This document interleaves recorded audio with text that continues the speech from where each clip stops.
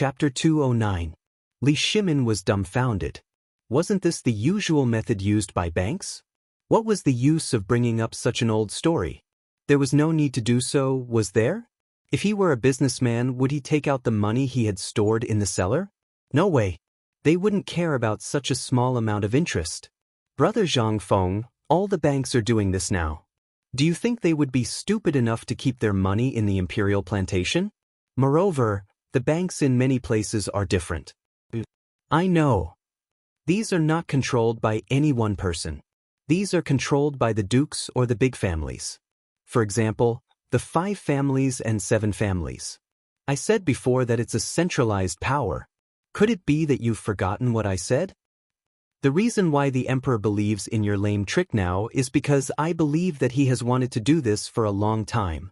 But if you do this, I said something before. Have you forgotten? You mean the banknotes? Wei Jing asked cautiously. That's the thing. Think about it. Now, this thing does exist, but it is not confirmed by the government at all. In other words, it is recognized. If this is not recognized by everyone, then the evidence in your hand will be a piece of waste paper. But if His Majesty personally issues an edict to exchange all the coins for such a thing, what do you think will happen? One is a thing that no one knows if it will change tomorrow. The other is a hard currency with legal effect. Which one do you think is safer? Are you willing to carry boxes and carts of bulky money to buy and sell? Or are you more willing to carry dozens of banknotes in your arms and live freely? Well, Li Shimin was a little excited. He had wanted to do this for a long time, but there was no other way. He was short of money. However, because of some things, he put this matter aside. But now that he thought about it, if he did it at that time, the effect would not be as good as it was now. Once this thing was made in the teeth of the storm, not only would the currency of the Tang dynasty be under his control, but he would also be able to hoard a large amount of foreign money. Anyone who wants to do business in the Tang dynasty, I'm sorry, but please exchange for the most popular currency in the Tang dynasty. All right then. In this way, even to the outside world, money would flow into the Tang dynasty sooner or later. Was he still short of money? At that time, he would only complain about having too much money. Thinking of this, Li Shimin's eyes were spitting fire. He couldn't sit still for a moment and hurriedly got up to leave. But Zhang Feng held him down. Lao Li, are you panicking again? This has nothing to do with you. Think about it. This is a problem that even I can think of. Even until now, Chang, and has not fallen into chaos. What does this mean?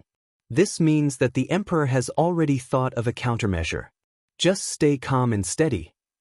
But, Li Shimin wanted to explain, but Zhang Feng waved his hand and said, Today, let's drink.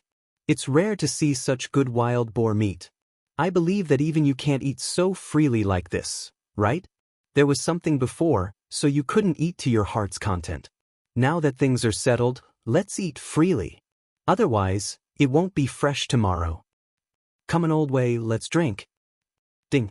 After clinking the wine bowl with Old Wei, Zhang Feng turned around and went to roast the meat in a daze. While roasting the meat, Zhang Feng looked at Li Shimin, who was sitting on pins and needles, and said, I know you're anxious, but believe it or not, if you go to your Lord Zhang Sun now, you'll definitely be refused the door. Li Shimin was dumbfounded. When he went to see Zhang Sun Wuji, he always just had to say a word, and Zhang Sun would immediately come to see him. How could he be refused the door? If you go to see Zhang Sun Wuji now, you'll be leaking the emperor's secret. Think about it, would he dare to see you? With that little money of yours, it's fine if you lose it, but I guarantee that in less than half a month, Lao Li's mouth will be grinning from ear to ear. At that time, you'll be worried about how much money you have. It's better to think about how to spend this money. Li Shimin was too embarrassed to leave, so he simply let go of his stomach and ate. After knowing about this matter last night, he really didn't want to eat or drink.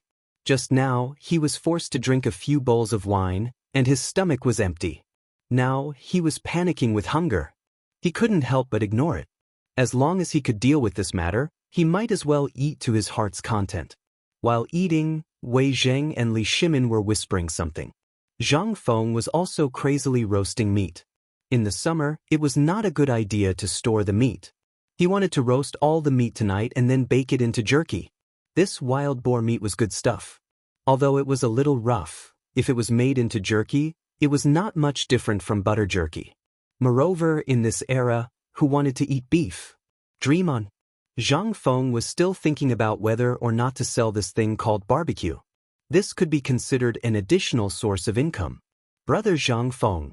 It's not early today. Just as the afterglow of the setting sun shone in the small tavern, Li Shimin stood up and put an ingot of gold on the table.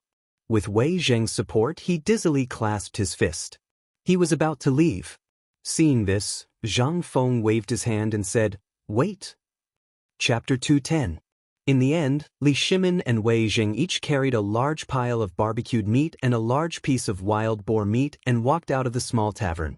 Out of the small tavern, Wei Shuyu hurried forward and removed the burdens from their bodies. Li Shimin breathed a sigh of relief. When he saw Wei Shuyu drooling while staring at the greasy oiled paper, he immediately frowned. "If you want to eat my food." With the emperor's permission, Wei Shuyu hurriedly carried Wei Zheng's barbecued meat and hurried away, leaving behind a few imperial guards who were staring at Li Shimin with red eyes. "Prime Minister Wei, what do you think will happen if we do as Brother Zhang Feng said?" "Emperor Lao Li, I think it's feasible. After all, the current situation is no longer up to us. There's no other way. Moreover, as you can see, the situation in Chang and city is very complicated. Everyone is watching us, whether it's the imperial court or the foreign tribes. They are all eyeing us covetously, waiting for us to make a mistake. Alas! How could I not know? Brother Zhang Feng, Prime Minister Wei, do you really believe that there are immortals in this world?" Before getting into the sedan chair, Li Shimin looked at Wei Zheng and asked. His question hit Wei Zheng right on the spot. In this world, would there really be immortals? Hadn't the emperor always been strongly against this kind of thing? Why would he ask this question today? Could it be because of Zhang Feng? There are great sages in the marketplace. Wei Zheng glanced in the direction of the small tavern. In the afterglow of the setting sun, the small tavern had been rendered as mysterious as a palace. However, he knew that this was the most inconspicuous place in Chang and city. It was in such a place that there was such a person. Even Wei Zheng couldn't find a thorn in his words. This was what Wei Zheng feared the most. It wasn't that Wei Zheng had to find something from Zhang Feng to feel comfortable. On the contrary, it was precisely because of this that Zhang Feng became so mysterious. While chatting and laughing, he had made all the foreign tribes that had been troubling everyone fall into the Tang dynasty's trap. Who else could do that? Only the legendary immortals could do that, right? Everything was under his control as he chatted and laughed. What kind of heroic spirit was this? Zhang Feng had yet to enter the palace or the imperial court, but his performance was already so outstanding. Wei Zheng couldn't help but feel a little worried. If there was a day when Zhang Feng became an official in the imperial court, even with the few of them around, they would not be able to guarantee his safety. The imperial court was a place full of murderous intent. Zhang Feng's temper was so bad that he couldn't stand the slightest provocation. Was he really suitable for the imperial court with such a temper? But if he was not suitable for the imperial court, where would he go? If such a talent hid in the mountains and returned to the mortal world because of this, the Tang dynasty would suffer a great loss. Alas!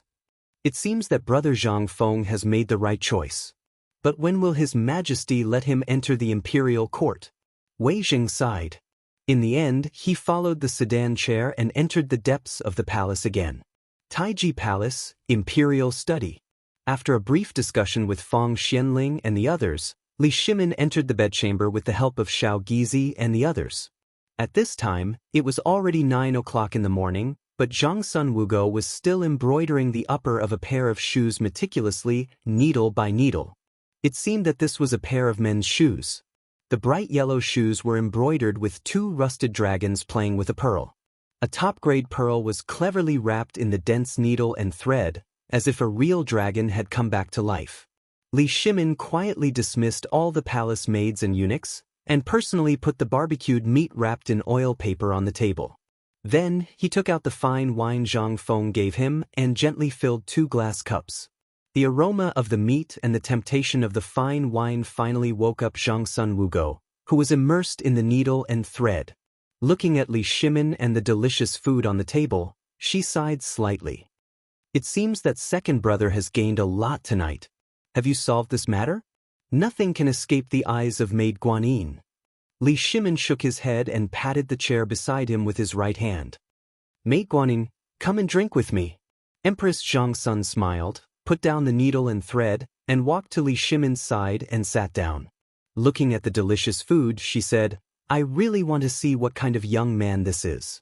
This barbecued meat, why does this concubine feel that it smells even more tempting than Hunyang Mohu? You will see. Sometimes, I really want to get up and tell him that I am the emperor. Second brother, are you still hesitating? Li Shimin nodded heavily. I don't know, second brother, you think too much. In fact, there is a famous saying in Buddhism, follow fate. You and Zhang Feng are coincidentally like this. In my opinion, everything should be left to fate. What do you think? Leave it to fate, Li Shimin muttered, and then no longer spoke. He only ate the barbecued meat and drank the fine wine with Empress Zhang Sun, and did not speak any more. When the gong of the night watchman sounded, Li Shimin sighed softly and hugged Zhang Sun Wugo's slender waist. Maid Guanyin, go to sleep. Chapter 211. Dong, dong, dong. The morning bell that signaled the start of the morning court rang in the imperial city. It was also known as the imperial bell by the people of Chang. When the bell rang, the sky had just turned bright, which was equivalent to 5 to 6 o'clock in the morning in modern times. The bell also became the bell that signaled the merchants in Chang and city to get up and open for business. When the bell rang, the officials had already crossed the Vermilion Bird Bridge and walked into the main hall of the political announcement hall. Today was no different from the past. All the officials held the white jade tablets in their arms and walked without saying a word.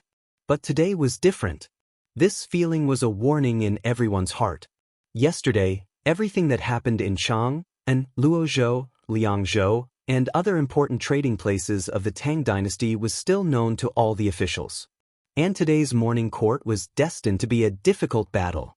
At this time, Wei Zheng, Zhang Sun Wuji, Fang Xianling, Du Ruhui, and Cheng Yaojin walked side by side in the front.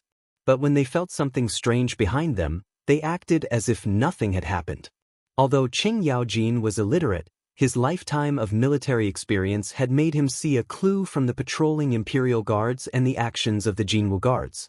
All the generals present knew this, but they all kept their heads down and didn't say a word.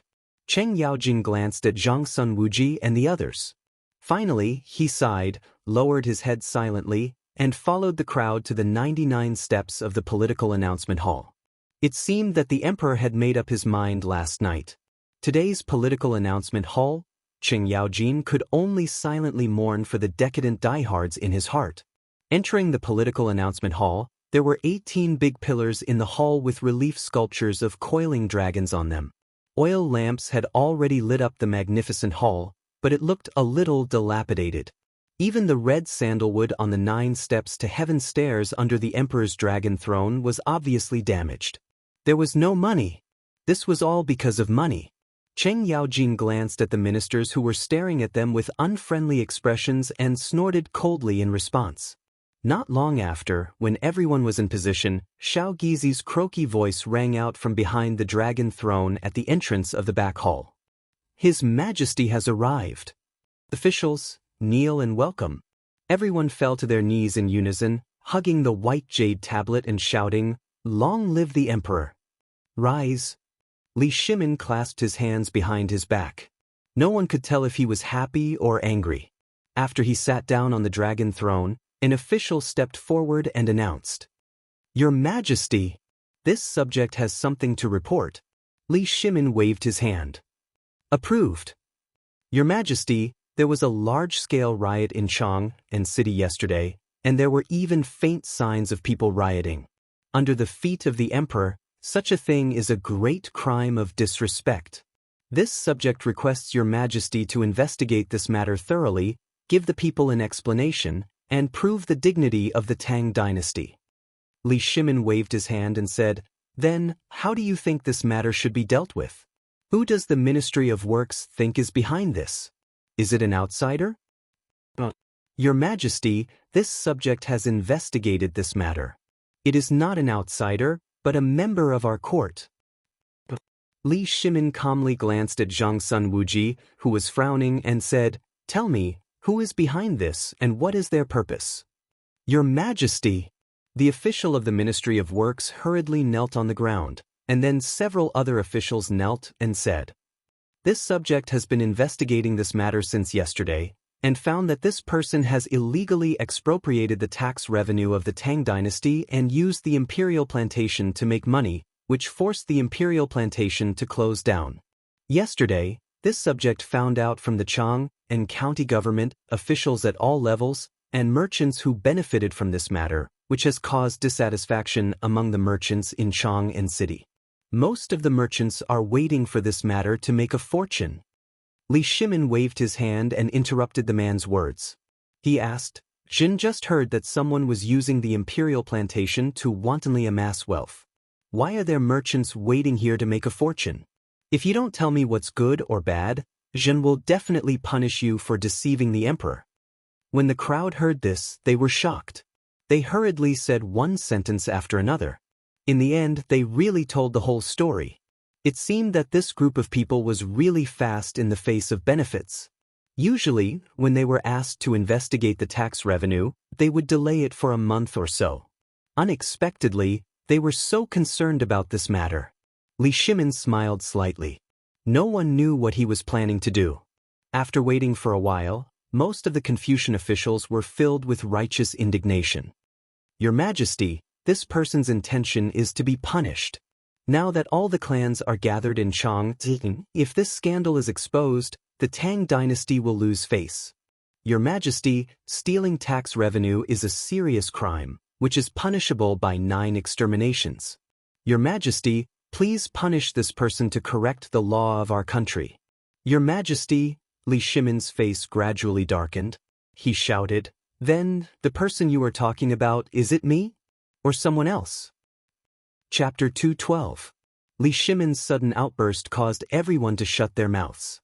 Everyone who had knelt down to beg for their lives remained kneeling on the ground, trembling all over, unwilling to make a sound. Li Shimin slowly walked down the 9 steps stairway to heaven with a wave of his sleeve. When he arrived at the top of the hall, everyone hurriedly bowed, not daring to even breathe loudly. When Cheng Yaojin lowered his head, he couldn't help but open his mouth. This group of idiots, who else but the emperor could bypass the Ministry of Works and directly mobilize so much tax money from the imperial plantation? Are your brains used to vent your anger? This is such a simple question, even I can understand it. Are you all pretending to be stupid? Just as Cheng Yaojin was calculating how many people would die in the end, the Minister of Works, Hokan, stepped forward and knelt on the ground, saying, "Reporting to the emperor, this subject has something to report." Li Shimin put his hands behind his back and walked to Hokan's side. He looked at Hokan with a smile that wasn't a smile and said, "Hokan, we still remember that on the 12th of last month, we gave you a document to report the tax situation of Chang, and last month and the current state of the treasury. Now, have you found it?" Your Majesty," Hokan's forehead was covered in a layer of fine white sweat. He hurriedly said, "Your Majesty, this matter is complicated, and there have been many outsiders recently, so this subject still needs half a month." "Half a month? Good. Li Shimin's eyes narrowed slightly. He looked down at Hokan and asked, "We thought you would give us a list today, but we waited for another matter. Then we want to ask you, do you also want to report me?" As he spoke, Li Shimin's expression suddenly became serious.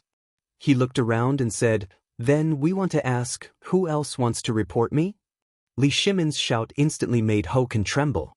He hastily knelt down and said, "Your Majesty, this subject does not dare. The result of our investigation is that Zhang Sunwuji is Zhang Sunwuji. Taking advantage of his status as the empress' older brother, he went to the Chang, an imperial plantation, alone the night before last. This subject has already interrogated the people in the imperial plantation. Everyone saw Zhang Sun Wuji. I beg your majesty to punish Zhang Sun. Your majesty, please punish Zhang Sun Wuji. At this moment, all of the people kneeling on the ground began to make their reports. However, some of the ministers felt that something was amiss. When Zhang Sun Wuji heard this, not only did he not lose his head out of fear, his expression remained the same. What was going on? Could it be? Everyone seemed to think of something. Hurriedly, he secretly observed Wei Zheng and the others. As a straightforward minister, if he encountered such a situation on a normal day, he would definitely stand up immediately. Why was he still as calm as usual today? Even Qing Yaojin, that fool, was secretly laughing?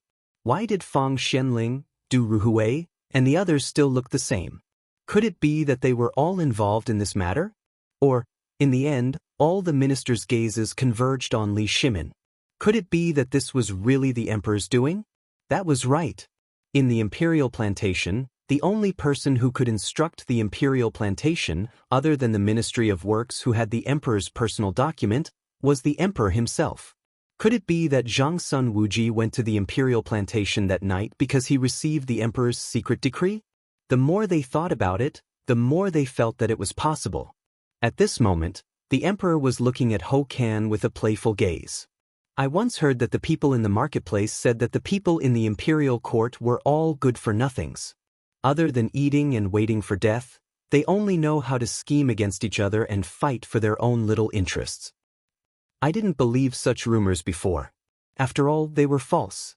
Previously, I gave you the document, Ho Kan, and asked you to immediately send me the taxes of Chang and last month and the money in the treasury of Chang and city. However, until today, I received the answer that this matter was complicated and that it would take another half a month. However, I want to ask you, the hundreds of good people in the Ministry of Works reconciled the accounts word by word and came to a conclusion in 3 days. Yesterday, such a big thing happened in Chang and city. But you have already investigated it clearly in less than a day's time.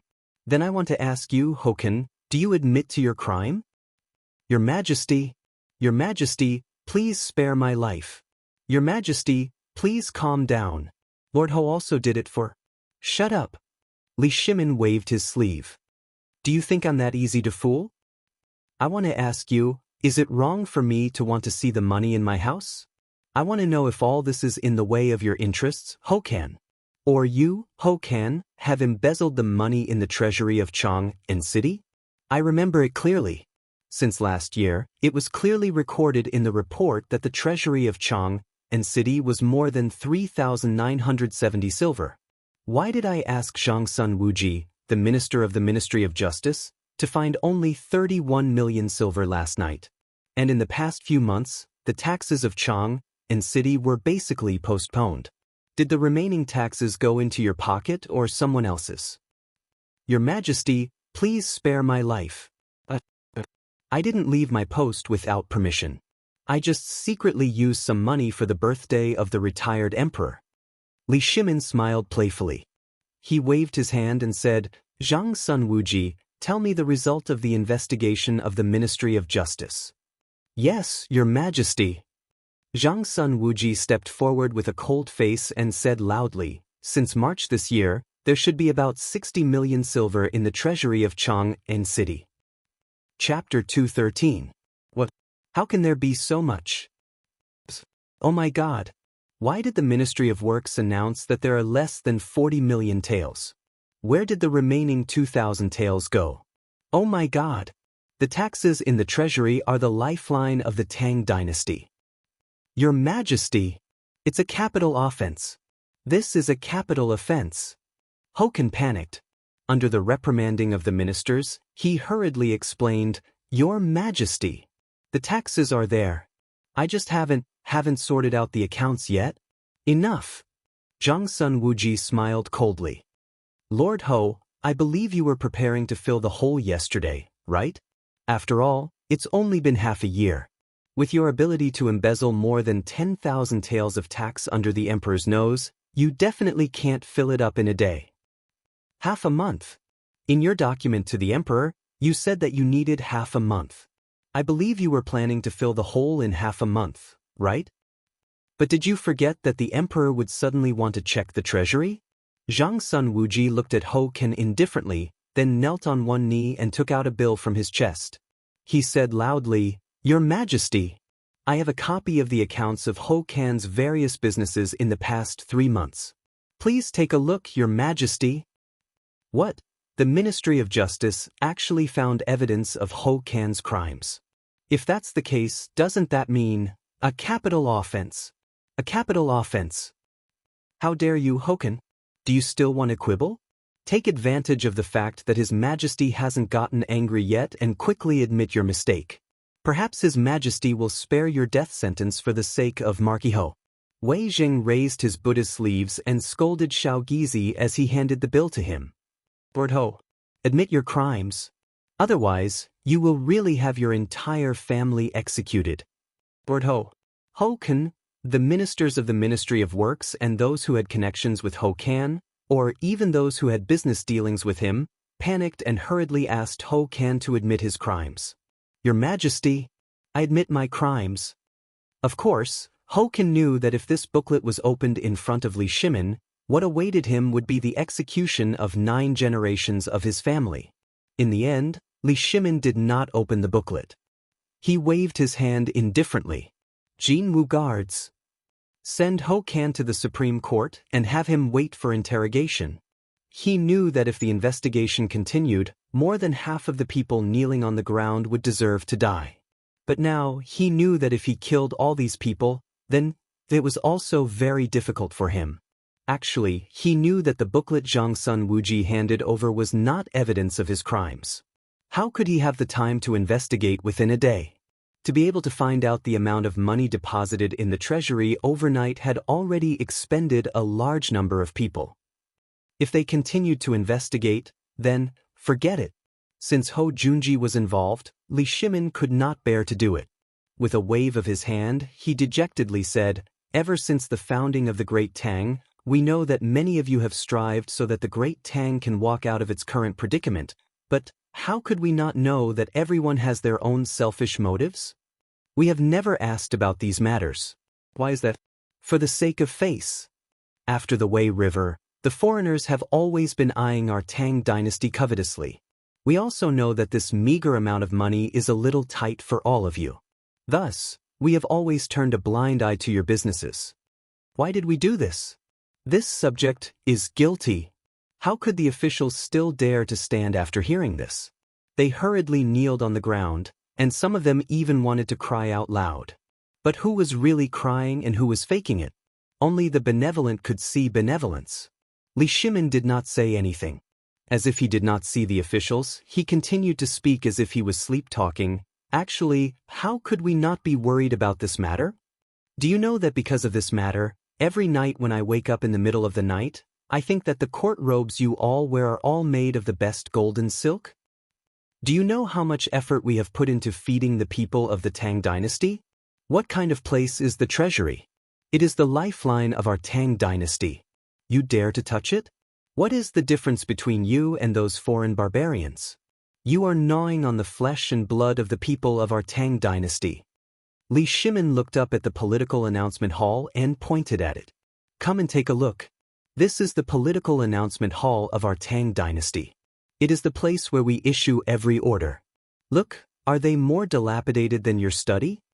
The officials all bowed their heads and did not dare to make a sound. They all knew that His Majesty was furious because of this. But, even so, we have never thought of repairing the palace. It is not that we don't have money, nor that we don't want to repair it, but we don't want to waste it. Li Shimin lifted his dragon robe and pointed at the boots on his feet. This is made by my empress, the empress of the Tang dynasty. She sewed this stitch and thread for me. But tell me why. You just want to save a little money for the Tang dynasty and let the people have more money, right? Li Shimin's voice suddenly turned cold. He shouted angrily, "But there are always some of you who think we are fools." Chapter 214. Your Majesty, I deserve to die. Everyone was terrified. They hurriedly kowtowed again and said they didn't dare. Li Shimin waved his hand. In fact, I can see it whether you admit it or not. But since you all want the good of the Tang dynasty, I'll treat you as a fool in your heart. But don't really treat me as a fool. You all know the consequences. Li Shimin waved his sleeve and returned to the dragon throne. He took a sip of tea and said lightly, Fang Xianling. Fang Xianling, who was in the crowd, got up and bowed. Yes, Your Majesty. Once Ho Ken is gone, you'll temporarily take over the position of Minister of Works and immediately thoroughly check all the accounts of the Ministry of Works. I'll give you half a month. If you can't clean up the Ministry of Works in half a month, I'll punish you severely. Yes, Your Majesty. The resignation was over. Some people had a hunch about this result, but some people felt uncomfortable at this time. For example, the other officials of the Ministry of Works thought they had the possibility of promotion after the emperor ordered to kidnap Ho Kan. But Fang Xianling came out of nowhere. How could they not be angry? But they only dared to be angry in their hearts. They really didn't dare to say it out loud. After settling this matter, Li Shimin continued, Today, I know you're all here for the affairs of Chang, and Luozhou and Liangzhou. I understand. But as I said, this is my decree and it is also my test. Your Majesty, I wonder what Your Majesty wants to test with the chaos in Chang and city at this time? Your Majesty, now Chang and city is in complete chaos. No one wants to make a living. If this goes on, it will be chaotic. Li Shimin waved his hand. Wei Jing, you say it. Li Shimin's mouth was dry from talking. Ho Kan's matter made him furious. If he didn't investigate it, he wouldn't know. But after a little investigation, such a big mess happened. Moreover, the money borrowed from the treasury was basically borrowed from Ho Kan's family or collateral relatives. What was this? This was stuffing his own pockets. Taking control of the Ministry of Works was the most important part of this plan. If the Ministry of Works did not interfere, then this plan would be perfect. He did not expect Ho Kan to be such a good stepping stone. When I needed you, you appeared on your own. Very good. Very good. Just as Li Shimin was planning how to deal with this matter perfectly, Wei Jing had already told him the whole story in detail. Apart from everything about Zhang Feng and the layout of the surrounding countries, he only talked about all the benefits of this cooperation. At this moment, gasps could be heard from time to time in the court. His Majesty spent a lot of effort on this matter. One midnight, he was enlightened by the heavens and came up with a set of methods to fully recover the economy of the Tang dynasty. If you have any questions, feel free to ask. If you don't have any questions, Minister Wei. Prime Minister Wei, this old subject has something to ask. Me too. Prime Minister Wei, isn't this banknote a little too simple? If a calligraphy master copied it down, wouldn't it mean that the Tang dynasty would be irreparably shaken? Once this is implemented, wouldn't it mean that all the currencies circulating in the market need to be replaced and reformed? That won't happen. Wei Jing shook his head. This matter has no conflict with the existing currencies at all. On the contrary, the banknote that replaces the currency is even more unduplicable and fair. When the time comes, the coinage department of the Ministry of Works will use the latest printing technology. Even if others want to imitate it, they won't be able to. About this matter, in 5 days, Old Man will bring the sample for all of you to have a look. Wei Zheng and Li Shimin really did not think of this matter. But now that someone had asked, Li Shimin could only pretend that he knew everything. Wei Jing nodded to himself. Wei Jing could only do as he was told. He knew that this matter would definitely require Zhang Feng to write it down. At this time, another official asked, Prime Minister Wei, this matter is of great importance. Should we stop all the turmoil and wait until after the Emperor Emeritus' birthday celebration? No, this matter doesn't need to wait until after the Emperor Emeritus' birthday celebration. This matter is already in progress. Are you talking about the loan from Chang a few days ago? Then, do you mean that the loan will continue? Wei Jing nodded. He said to the person who had just spoken, that was just an experiment by the emperor. First, he wanted to see if there were any loopholes in the vaults of these important economic areas. Second, he wanted to let this matter brew for a while. The money still needs to be lent out. Not only that, from tomorrow onwards, the imperial plantation will officially accept deposits. What? Deposits? At this time, everyone was finally shocked. It turned out that this was the biggest plan. This was equivalent to the emperor spending tens of millions of taels of silver to put all the merchants' money into his own hands. Although the low interest rate was low, it was still the emperor's imperial plantation. If one held the banknotes of the imperial plantation, what would it mean? It would mean face. Moreover, the imperial plantation belonged to the emperor. It was safer and more reliable than any other bank. Even if one was traveling from Chang and to the northernmost border of Hebei province, as long as one held the banknotes of the Tang dynasty's imperial plantation, one could exchange the corresponding amount of money at the government office or the bank opened by the government. It was much safer than dragging a large amount of money out in a carriage. Moreover, there was interest. As long as one was not a fool, one would choose to do so. The emperor's move was really ruthless. Seeing that no one objected, Li Shimin and Wei Jing looked at each other, then stood up majestically and asked, "Is there anyone else who objects?" Chapter 215. At this time, everyone was immersed in their own money. Who would be crazy enough to oppose the emperor's words? This was a good thing. As long as the money was deposited in the imperial plantation, not only would it be fireproof and burglarizing, but it would also earn interest. For people like them who had countless assets, who would dare to oppose it? There would definitely be people who would dare to tear them apart in the court. And it was obvious that the emperor had been planning this for a long time. Who would oppose it at this time? Wait for the same fate as Ho Kan. Thinking of this, in the hall, there was a burst of chaotic discussion. For the first time, Li Shimin felt the heroic feeling of strategizing. Last night's talk. Suddenly, Li Shimin thought of a way to make quick money. That was to start from the court. Which of the hundreds of officials present didn't have hundreds of mu of land? In Chang and city, who didn't have a few properties? However, as the saying goes, the higher you stand, the less courage you have. At this time, there was a way for them to deposit their money in the imperial plantation without worrying about the danger of fire or theft. Who would dare to oppose it? Thinking of this, and looking at the people in the hall who were getting more and more excited, Li Shimin said again, "And for this first experiment, I plan to not care about the identity of the depositor. Even if he is a slave, even if he saves a penny, I will personally give him a token. The person who has this token can enjoy the highest standard of treatment. And if he borrows money from a loan, I will waive the interest for a year." Not care about identity? There was such a token? Everyone was shocked. Hurriedly, someone asked excitedly with a red face and neck, "Your Majesty, how many tokens are there in total? If there are too many, won't it cause chaos in the world? The taxes of the Tang dynasty won't." Li Shimin waved his hand lightly. "My dear minister, you can rest assured that I have prepared 100 tokens. And each token has my engraved seal. Even if he is a merchant, with this token he will be exempted from the right to kneel in front of officials. And he will also enjoy the right to half the tax exemption on all the properties under his name." Buzz! All the officials' heads exploded. There is such a benefit. 100 tokens. My God! Your Majesty!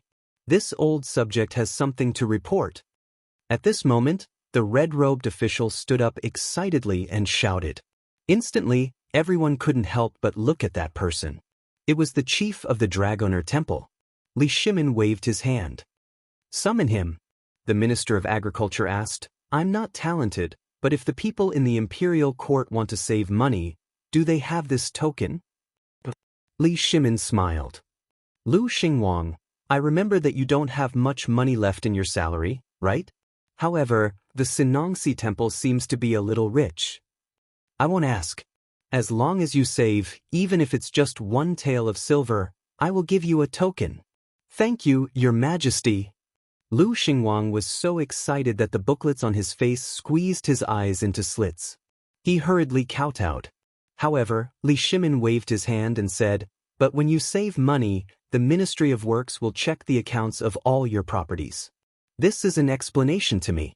I know that all of you have properties. After all, you are the pillars of the Tang dynasty. These 100 tokens are a kind of protection for my people. As for your properties, I also have to protect them. If word gets out that I can't even protect the properties of my own officials, won't I become a joke in the world? This? Thank you, Your Majesty. Lu Xingwang hesitated for a moment, but in the end he thanked him excitedly. When everyone saw that Lu Xingwang got a token so easily, they were all envious. One after another, they knelt and begged. What was this? As long as they had this token, it meant that the emperor had acknowledged that all their money would be theirs. This was really money falling from the sky. Previously, all the officials were trembling in fear, afraid that the emperor would be dissatisfied if they earned too much. But now, the emperor had personally said such a thing. Didn't that mean that as long as their money came from a clean source, then? However, among these people, Wei Zheng, Fang Xianling, Du Ruhui, and even Qing Yaojin laughed. Idiots, they were all a bunch of idiots. It seemed that this plan didn't need them to act anymore. This Lu Xingwang was really good timing. Which one of the officials present didn't have more than 10,000 taels of silver? If these 100 officials all deposited money in the imperial plantation at the same time, the publicity effect would be incomparable. 100 tokens? That was prepared for these people in the first place. As for the real purpose, in this way, not only would the crisis in Chang and the state governments be solved in an instant, but such a butterfly effect would be fully carried out by the officials at all levels. Under the effect, how many businessmen would deposit money in the imperial plantation at this time? Then the emperor would take out their money and lend it out. This cycle would never stop, just like the water wheel in the imperial garden. In the end, the Tang dynasty only paid an overall investment of less than 50 million taels of silver. With this scoop of water, the economic lifeline of the entire Tang dynasty was in the hands of the emperor. It could be seen that Zhang Feng and his brother were terrifying. Li Shimin, Wei Zheng, and the others looked at each other and stood up again. He asked loudly, "I'll ask one last time. Who agrees? Who opposes?" At this time, who would object? Everyone seemed to have gone crazy. They all showed compliments that they had never shown before, knelt on the ground and shouted, "We congratulate the Tang dynasty on its longevity. Congratulations to Your Majesty, the country will be strong forever." Chapter 216. The Court Meeting. It had always been a place full of crises. It was cruel. It was also cruel. For example, just now. Ho Kan, the Minister of Works, had fallen from power. But his old friends, or those who had a good relationship with him, had forgotten about Ho Kan after hearing about the huge benefits mentioned by the emperor. At this time, everyone was afraid that their entanglements with him would be implicated, so they were all desperately expressing their stance. The closer they were to Ho Kan, the more they swore at this time. It seemed that Ho Kan, who used to be their brother, had become a pile of stinky dog shit at this time. In terms of benefits and official career, they were determined to take a step forward in their official career. And this was also what Li Shimin wanted most. Although he didn't mind killing a few more people, there would always be endless killing waiting for everyone. Therefore, Li Shimin was not far from raising the butcher's knife high for the time being, because it was not time yet. After all, now he had to make a series of preparations for Zhang Feng's coming to the court meeting. The court meeting was over.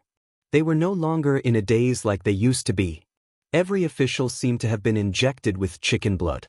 Along the way, they were calculating how much interest they could earn from their assets in a year. They were also calculating what kind of magical use the small tiles that the emperor had mentioned would have in the future. Almost. After the court meeting was over, teams of imperial guards hurriedly posted the notice of the emperor everywhere in Chang'an City. As a result, this matter shook Chang'an City in the shortest time possible. Everyone no longer cared about the price of food and vegetables, and how much money they could earn today. Everyone, whether literate or illiterate, gathered in front of the notice at this time. Those who could read acted as translators at this time, tirelessly telling the people about the so-called cooperative on the notice. At this time, almost all the streets in Chang'an City were empty. The owners of the taverns and restaurants ran away. The hungry diners who were left alone waiting for dinner, or the diners who were about to finish their meal and were about to pay. The diners also ran away. They even forgot to pay the bill. Because this time, the emperor personally issued the imperial edict to announce it to the world. Have you heard? His Majesty announced today that he is going to introduce something called a cooperative, and there will be free vouchers being sent out today. What? I heard that the vouchers can be used as a substitute. They can be as small as 1 copper coin or as large as several hundred taels of silver. Isn't this stuff money? His Majesty really doesn't want a single copper coin and is giving us this? It's true. Go and have a look. Basically, the news has spread like wildfire in Chang'an City. And now, all the bulletin boards in the city are crowded with people. Even the imperial plantation was blocked. Your information is outdated. Just a moment ago, I saw a group of golden-armored chamberlains standing guard at the imperial plantation. They were from the Secretariat, the Ministry of Secretariat, the Ministry of Justice, and the Ministry of Works. It seems like they're about to start distributing some sort of coupons. What? Heavens! Looks like it's true. Let's go. Let's go and have a look too. In an instant, the news spread throughout Chang'an City. Everyone wanted to see what this new and rare thing was. Why would the emperor give them money for free? 2 hours later, it was noon. The rare bell of the Life Transformation Temple rang 9 times. 1 ring meant the new year, 3 rings meant a prayer to heaven. As for the 9 rings of the Life Transformation Temple, that was something that had never happened before. This showed how much importance the emperor attached to this matter. When the bell rang, the officials of the Secretariat first read the imperial edict in front of the imperial plantation. The imperial edict has arrived. Everyone kneel. Whoosh! When everyone heard that, they hurriedly knelt on the ground. The officials of the Secretariat solemnly opened the imperial edict and read it aloud. The emperor's edict states that recently, I feel deeply saddened by the hardships of the people in Chang'an City. I have opened the treasury to show compassion for the people and provide relief to the world. I hope that the people in the world can have clothes to wear and food to eat. The officials of the Secretariat had amazing control over their voices. When it was time to suppress their voices were as low as muffled thunder. When it was time to raise their voices, everyone felt as if they were listening to a dragon's roar from the 9th heaven. Everyone couldn't help but shed tears at the sight of this imperial edict.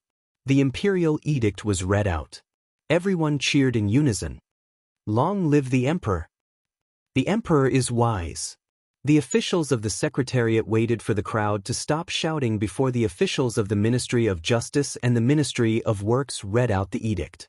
Then, the official of the Ministry of Works waved his hand and said, "The emperor empathizes with the people.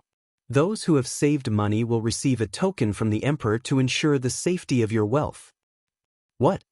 Everyone exploded. Was there such a good thing? The ministers who were rushing over after hearing the news all spat out a mouthful of blood when they heard this. Fang Xianling, you tricked me. This was something that the emperor had given to them. How could they give it to the people? Immediately, someone hurriedly shouted, Zhu Yen of the Taichung Temple has saved 5,732 taels of silver. Taichung of the Ministry of Justice has saved 3,910 taels of silver. Ministry of Agriculture, Ministry of Appointments. Chapter 217. On the city walls of Chang'an City, Li Shimin, Wei Zheng, Fang Xianling, and Du Ruhui, who were in disguise, looked at the entrance of the imperial plantation and smiled. After such a long period of intense planning, they finally saw results at this moment. They had completely improved Zhang Feng's plan last night.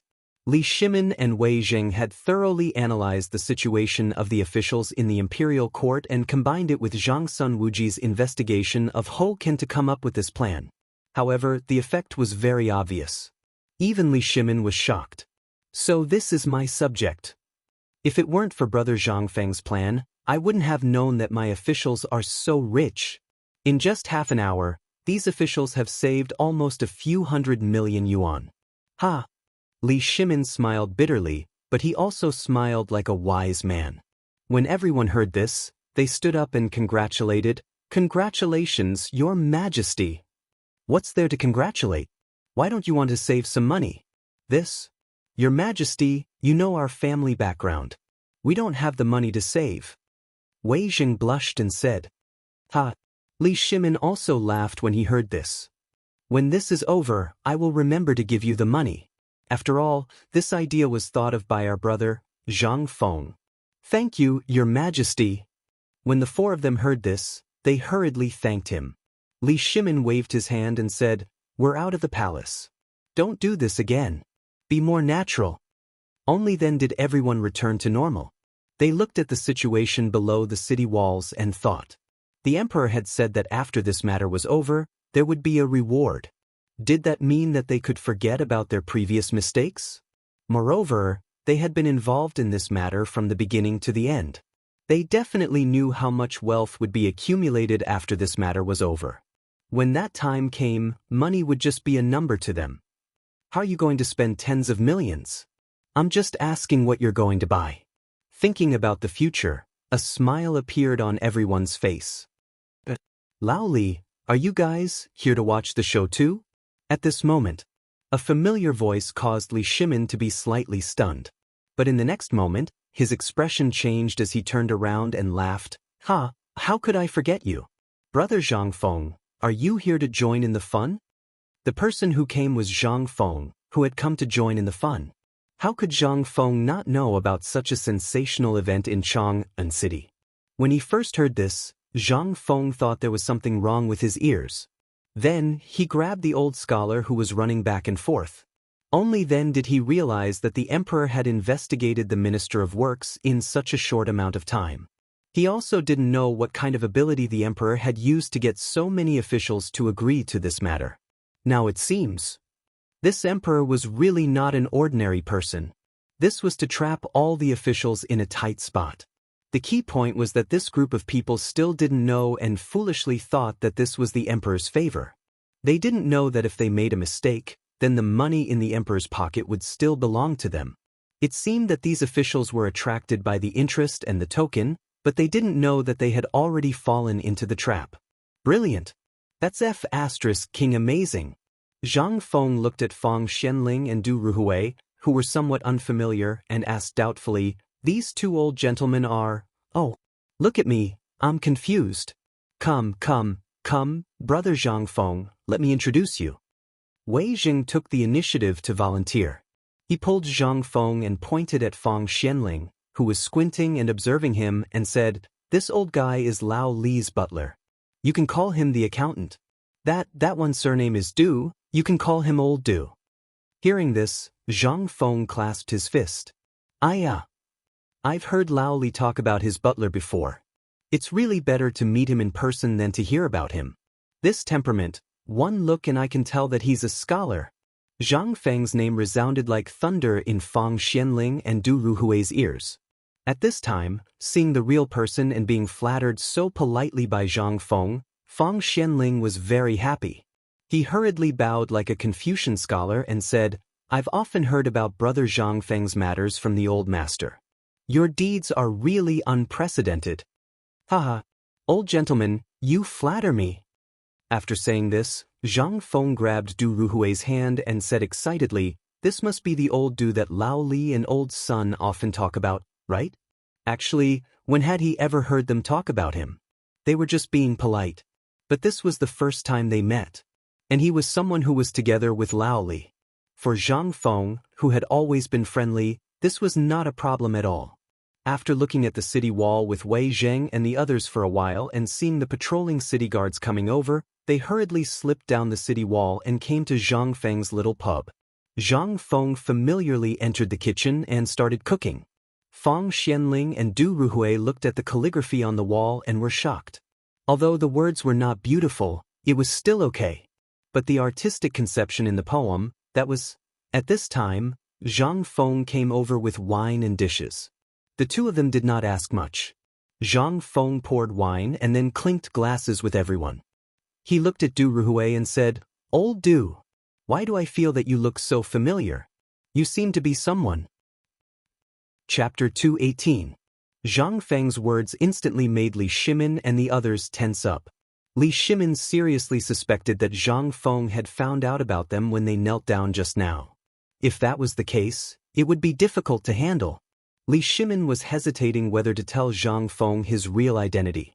Once Zhang Feng knew about it, he might be tactful and lose his only friend. After communicating with Wei Zheng and the others through their eyes, and after Wei Zheng and Fang Xianling confirmed it, Li Shimin was as nervous as if he was facing an imperial court for the first time. He was even more nervous than before. Brother Zhang Feng, in fact, old Du's real identity is Du Kong? Is it? Haha. Old Du's name is Du Kong. Haha. Am I right? What Li Shimin was about to say was made extremely uncomfortable by Zhang Feng's joke. Du Ruhui's face suddenly froze. He was the most nervous one. If Zhang Feng guessed everyone's identity from him, then, although the emperor would not say anything, he would have to bear the guilt of losing his only friend for the rest of his life. But what was unexpected was that Zhang Feng, this fellow, actually managed to make everyone tense up. The moment he spoke, Du Ruhui had the urge to beat him up. Damn it! What the hell is Du Kong? Was this guy talking about his wine jar in another way? After a short period of shock, Li Shimin and the others came to their senses. On one hand, it was because Zhang Feng did not recognize them, and on the other hand, Du Ruhui had a new nickname. Ha! Old Du, this time, your nickname has become famous. Du Kong. Brother Zhang Feng, I, Old Feng, am really awesome. You're like this. This is the first time I've seen Old Du with such a wonderful expression. Fang Xianling held his stomach and gave Zhang Feng a thumbs up. Even Wei Jing picked up his wine and said seriously to Du Ruhui, come on, Du Kong, let's drink. Ha! Cheers. Du Ruhui's eyes were red. But he also knew that Zhang Feng was joking. He gritted his teeth, stared fiercely at these guys, and suddenly drank a big mouthful of wine. But after drinking a bowl of wine, Du Ruhui was dumbfounded. He had drunk Zhang Feng's wine before, but when he looked at the remaining green liquid at the bottom of the bowl and felt that there was still a trace of bamboo fragrance in the dry and cracked wine in his mouth, he couldn't help but be shocked.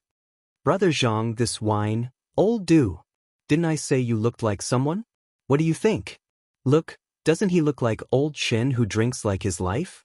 While talking, Zhang Feng put his hand on Du Ruhui's neck and said, Old Du, I was just joking today, but I didn't expect you guys to really take a joke. Fine. I'll compensate you with a bowl of wine. How about it? Good. Ha, my brother is so bright. Come, I'll drink with you. Haha, this is our Lao Li's brother. Come on, old way. Don't just eat, drink. Old Feng, come on, let's drink. Let's drink. Everyone played around for a while. The quarrel made the few half-grown old men put aside poetry, books, etiquette, and the purpose of putting rules first. Because they all knew that in terms of rules and knowledge, the few of them here did not know more than Zhang Feng alone. Thus, he decided to play around with it openly. It was to put an end to the tension during this period of time. Du Ruhui fished out a 1-meter-long pig intestine from the basin and chewed while holding a bowl of wine. While Zhang Feng and Li Shimin were playing finger-guessing games, he began to eat fiercely. At first, he was a little disdainful of this basin of pig intestine, but when he saw that Wei Jing had been eating since he came in, and his stomach was full of the wine he had forced down today, he did not care anymore. He used his chopsticks to pick up a piece of pig liver and ate it. However, after the first bite, Du Ruhui went crazy. He did not even use his chopsticks and picked up the meat with his hands to eat. He knew that it would be difficult to eat such delicacies outside of this place. Moreover, after eating the delicacies brought back by Li Shimin, how could ordinary food satisfy his stomach? Du Ruhui couldn't help but wonder if he should ask for a secret recipe when he left. Otherwise, it wouldn't be good to keep thinking about it all day long. Presumably, Brother Zhang Feng would not care about it, right? Yo, there's a foodie here? Li Shimin, who was obviously drunk, grabbed Du Ruhui's collar and pulled him up. Come, old Du. Aren't you the god of wine? I really can't drink anymore. Brother Zhang Feng, let Lao Li rest for a while. I'll do it. Just as Li Shimin was about to make a slip of the tongue, Du Ruhui's hair stood on end. He stuffed the pig kidney in his hand into Li Shimin's mouth and slapped Zhang Feng's shoulder with his greasy hand, roaring, Come! Today, I'll show you what the god of wine is. But, come. Whoever collapses first is the grandson. Hey, old Wei, you're getting excited too, aren't you? Come, come, come, whoever collapses first is the grandson. Chapter 219. The night was very short, especially in the early summer night. The mosquitoes here seemed to be a little afraid of the small tavern. It was rare that they didn't enter here. In the end, these top-notch figures of the Great Tang who were competing in drinking all fell asleep snoring before the hour of the night had even arrived. This sleep made Wei Shuyu very worried. What should he do? What should he do? He had heard everything clearly when he was outside. Everyone else was fine, but the emperor, how could he? Send him back to the palace? He might be beaten by the empress. He didn't dare to bear the crime of failing to protect the emperor. For the first time, Wei Shuyu felt that being a shabby Jinwu guard was a hard job. He was so worried that he squatted on the steps in front of the tavern and pulled his hair like a pig's mane. But this was not a good way. He still had to go back and report. You come here. Wei Shuyu waved his hand in annoyance and called a Jinwu guard over. Go to the palace immediately and report everything here. You and you, all of you, squat in front of Lao Tzu and pretend to be dead. Guard this tavern to the death. The orders were issued one after another. Wei Shuyu looked at the tavern and turned to enter it. Looking at the leftovers on the table and the food that still smelled of wine and meat, he was eager to eat. But when he thought of the important responsibility now, he couldn't help but tear down the counter and find some soft and furs in the tavern. He even tore down Zhang Feng's bed and made a simple bed on the floor of the tavern. He put Li Shimin and the others on the bed one by one. As for Zhang Feng, Wei Shuyu squatted in front of the table and looked at this legendary figure. Wei Shuyu touched his chin and murmured, "He doesn't have any other ability. Didn't he still drink until he collapsed?" That's it? Wei Shuyu curled his lips in disdain. Looking at the broken or not broken wine jars on the ground and the wine jars on the table, there were only 6 in total. 5 people drank 6 jars of wine and all of them collapsed? Wasn't this too cowardly? If this was in the hands of Zhang Sun and the other bastards, this would be enough for them to rinse their mouths. Even if it was true, why fight for the title of God of Wine? Wei Shuyu felt a little disdainful. After wandering around the tavern and blowing out all the oil lamps, he wandered back and forth in the tavern. The aroma of the meat and the aroma of the wine almost drove him crazy. It will take about 2 hours to get to and from the palace. I only drank a little to satisfy my cravings. Others, I don't think anyone saw it, right? Wei Shuyu listened quietly at the door with a guilty conscience. Then, she tiptoed to the wine cabinet and took out a wine jug that was slightly bigger than the others. With a slap, she removed the seal. Wei Shuyu's eyes almost popped out of their sockets when she smelled the pungent aroma of the wine. He raised his head and carefully took a sip. Spicy. The wine was like a knife as it flowed down his throat and into his body like a ball of fire. Awesome. This is King wine.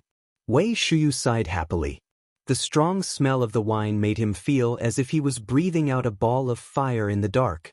At this moment, how could Wei Shuyu care so much? He raised his head and poured the wine into the wine jug. However, what he didn't see was that on top of the wine jar, under the moonlight, the word alcohol was faintly visible. Wei Shuyu squatted in the corner and drank mouthful after mouthful. The more he drank, the more he felt that the wine was fragrant. He finally understood why the emperor and the others would act like children for this thing. Damn it, I only drank a few mouthfuls and I'm already dizzy? What kind of wine is this? Wei Shuyu completely let go. In order to study what kind of wine it was, he forgot where he was and what his duty was. On the other side, the chamberlain of Jin Wu passed through the secret doors of the palace and hurriedly appeared in Zhang Sun Wuji's bedroom.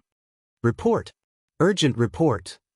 The chamberlain of Jin Wu requests an audience with the empress. Under normal circumstances, the chamberlain of Jin Wu, or any man other than the eunuchs, would enter the harem. At this moment, Zhang Sun Wugo, who was anxiously waiting for Li Shimin, suddenly felt that something was wrong after hearing this voice. She waved her hand and said, "Go in." The next moment, The chamberlain of Jin Wugo entered the bedroom with his head lowered. In front of a screen, the chamberlain of Jin Wugo hurriedly prostrated himself on the ground. When Zhang Sun Wugo saw the chamberlain of Jin Wugo's clothes, he couldn't help but be shocked. Where is the emperor? The emperor is drunk in a small tavern. What? Zhang Sun Wugo was completely furious. Bastard! Who accompanied the emperor? I asked Prime Minister Wei, Lord Fong, and Lord Du, then why didn't they stop him? What are you doing? Why didn't you stop the emperor when he was drinking? Empress Zhang Sun Wugo was completely furious. The chamberlain of Jin Wugo was trembling all over. Reporting to the empress, the lords are all drunk. Now, Captain Wei Shuyu is personally guarding the place. What? They're all drunk? Good. Empress Zhang Sun Wugo's pretty face was about to contort. She shouted angrily, "Order the imperial guards and the chamberlain of Jin Wugo to mobilize all of them to protect the emperor. If anything happens to the emperor, all 9 generations of the emperor's family will be executed." The chamberlain of Jin Wugo's voice changed when he heard this. He hurriedly cupped his fist and roared mournfully. Chapter 220. All of a sudden, the entire palace began to move. Squads of imperial guards and imperial guards swarmed out of the palace in the dark. Under the lead of the imperial guard who delivered the message, they arrived outside the tavern. The one leading them was Yuqi Jingda's son, Yuqi Baolin. Where are they? Yuqi Baolin's clanging armor clanged as he grabbed the golden guard's collar and asked in astonishment. I don't know, but before the captain sent me to the palace to deliver the message, hundreds of our brothers were here. Yuqi Baolin tossed the golden guard far away, shook his muscular body, and swept his gaze across the dark corners like a pair of daggers. How could he not know the people hiding in the dark? It seems that Wei Shuyu is really something. He must have put in a lot of effort to turn a squad of 300 into this. But what about that bastard? Was he killed? Yuqi Baolin waved his hand. In an instant, a large group of imperial guards and imperial guards surrounded Zhang Feng's tavern. He waved his hand and said, "Everyone, with the tavern as the center, clear out everyone within 100 steps. If there are any suspicious people, kill them." Sir. Everyone left. Yuqi Baolin's footsteps were heavy as he pushed open the door to the dark tavern. Instantly, countless torches lit up the entire tavern. In the next moment, Yuqi Baolin's brain stopped working. In front of him, the emperor and Wei Zheng were hugging each other as they slept on a bed made of wooden planks. Fang Xianling and Du Ruhui were rolling on the floor covered in vomit. Even the emperor's face was covered in dirt. Wei Shuyu was leaning against the wall of the tavern, hugging a large wine jar and laughing like a fool. From time to time, vomit would overflow from the corner of his mouth. Yuqi Baolin's entire body was covered in a layer of white sweat. Gulp.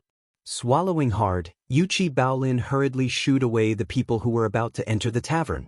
Even if Yuqi Baolin was an idiot, he now knew that he had really gotten himself into trouble this time. If anyone were to find out about this, the imperial family's reputation would be tarnished. The empress would kill. At this thought, Yuqi Baolin waved his hand and roared, "Everyone, retreat 30 steps. Without my permission, no one is allowed to enter the tavern." These imperial guards were the sons of his father's subordinates. Most of them were descendants of generals and ministers. If they were killed by the enraged empress. Yuqi Baolin took the torch from one of his men and lit up the tavern. He waved his hand and said, "Prepare the carriage. Get the carriage ready.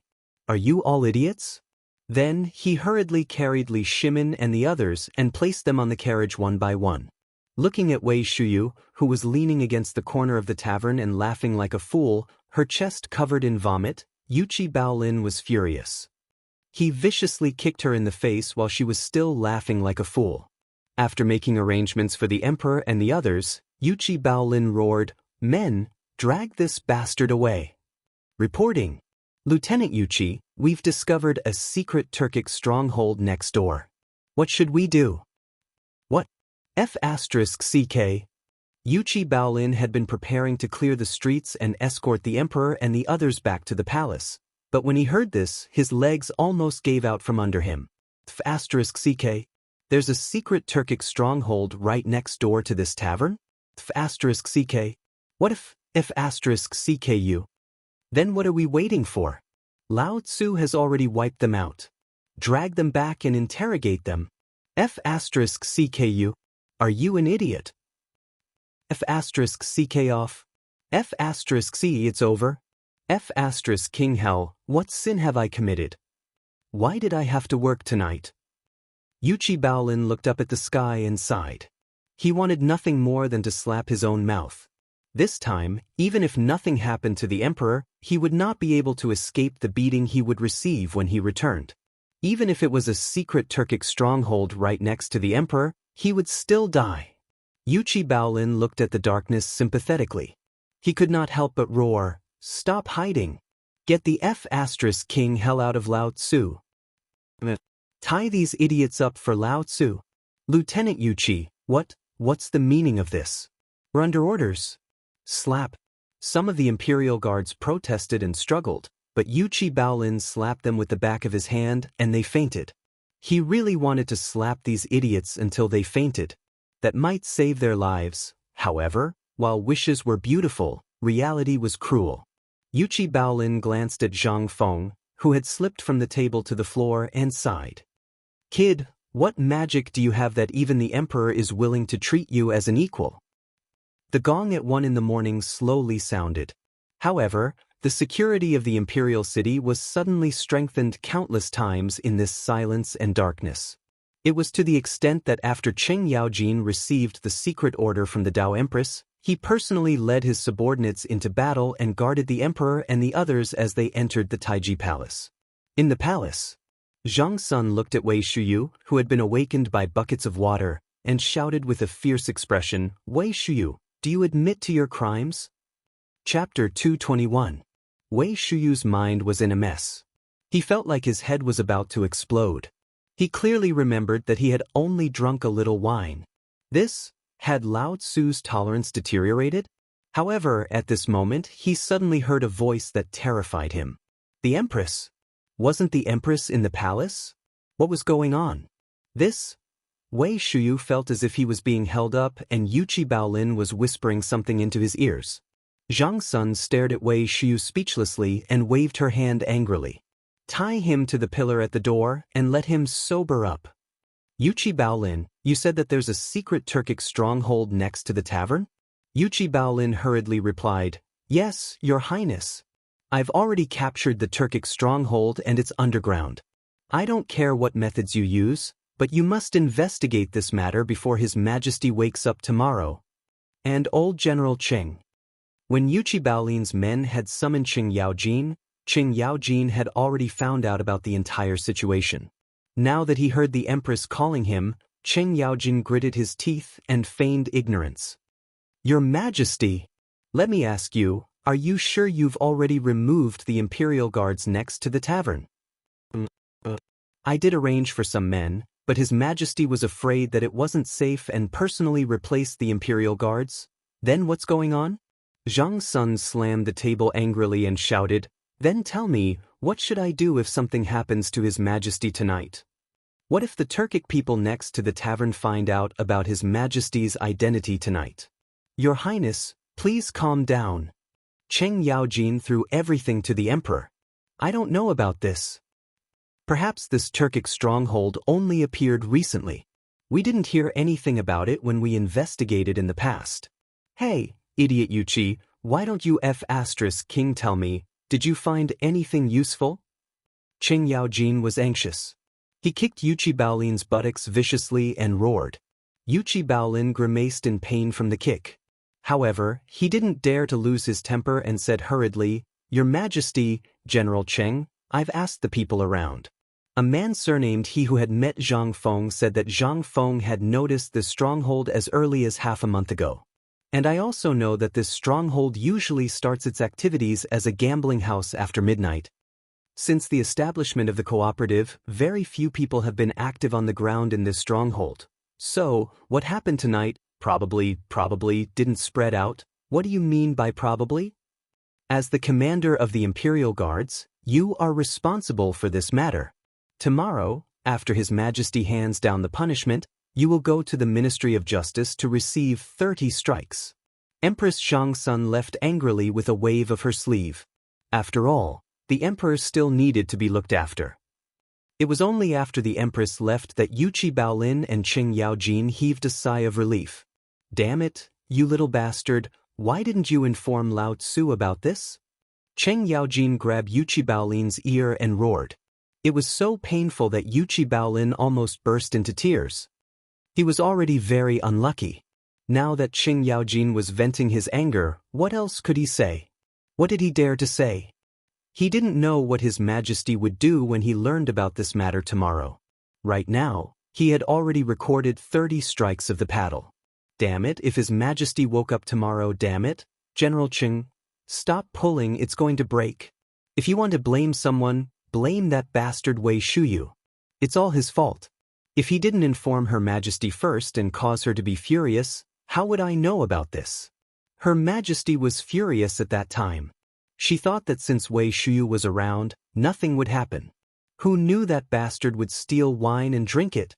If you want to blame someone, blame him.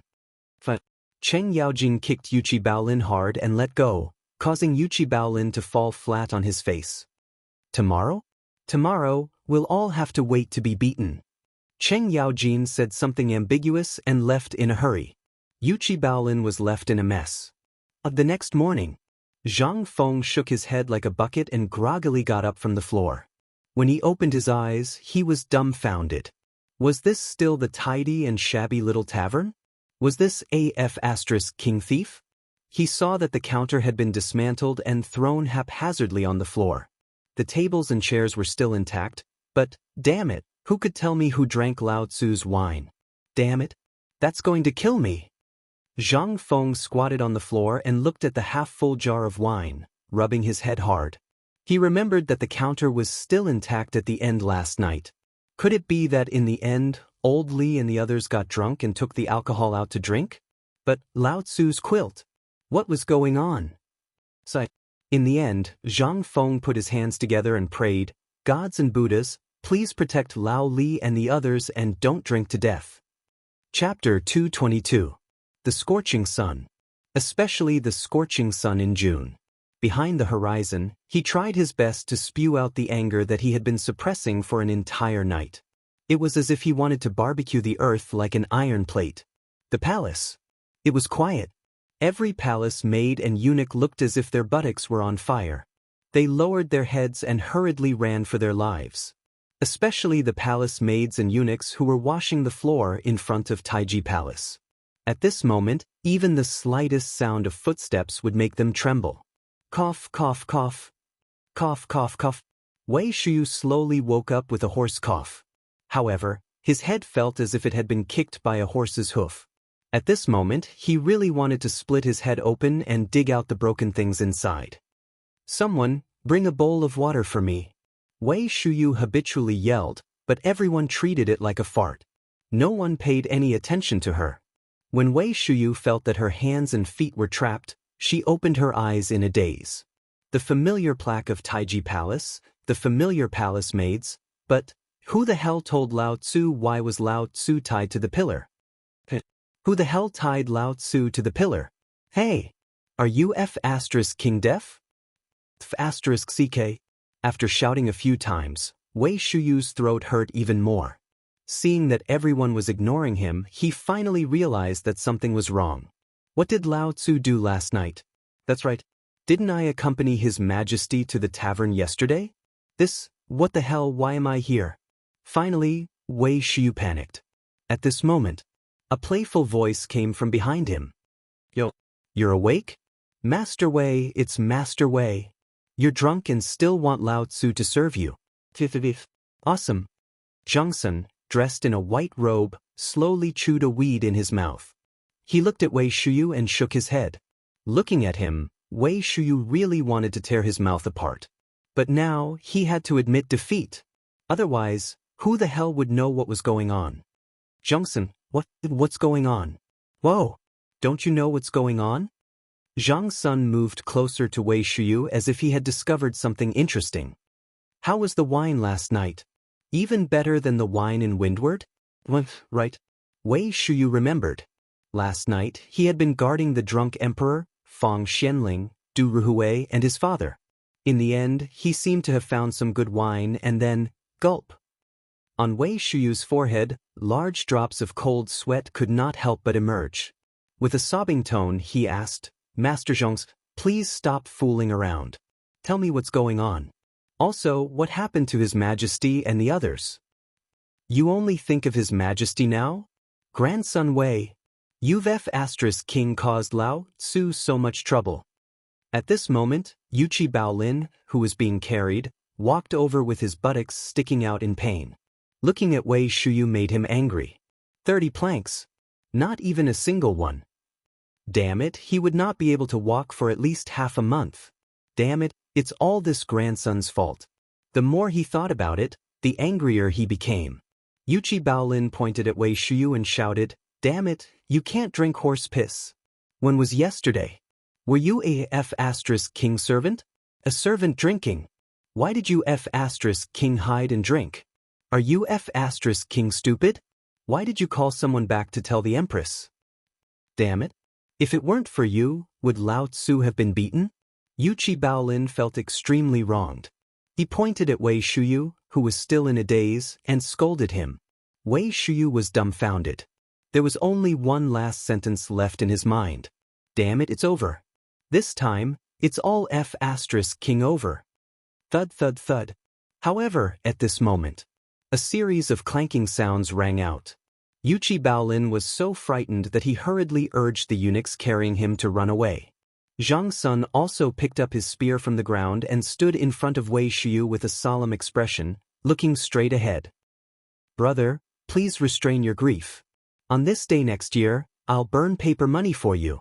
By the Empress' decree, I'm bringing this guilty official, Wei Shuyu, for an audience. It's over. When Wei Shuyu heard this, his eyes rolled back and he fainted. Seeing this scene, Zhang Sunchong was stupefied. Damn it. Was the wine too strong?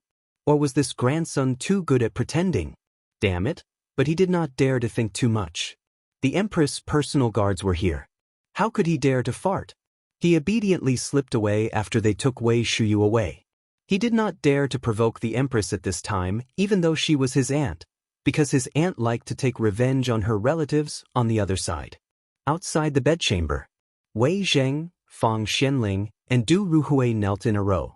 They hung their heads and looked at the group of palace maids and eunuchs in a daze. These were all people who used to be so arrogant. The sun did not rise from the west today. What was going on? Why were they all kneeling outside the emperor's bedchamber? But they did not dare to ask. They were afraid. At this moment, Zhang Sun Wuji came out of the emperor's bedchamber with a strange expression. He squatted on the ground and looked at the four people. He shook his head and sighed. The Empress summoned you. Everywhere, awesome. Chapter 223.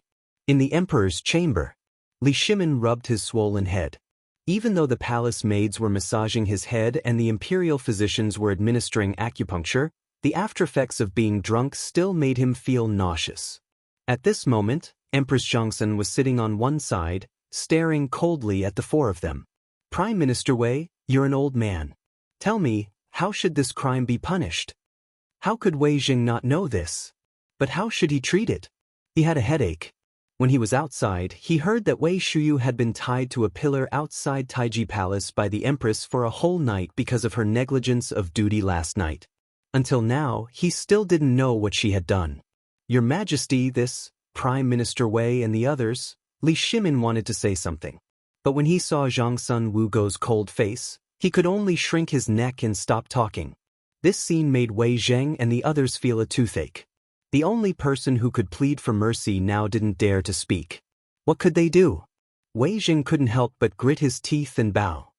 Your Majesty, it was this old subject's fault for being greedy yesterday and causing His Majesty to be in danger.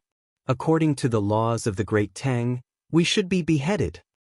Fang Xianling, Du Ruhui, and Zhang Sun Wuji, who was standing on the side and pretending not to see, couldn't help but tremble.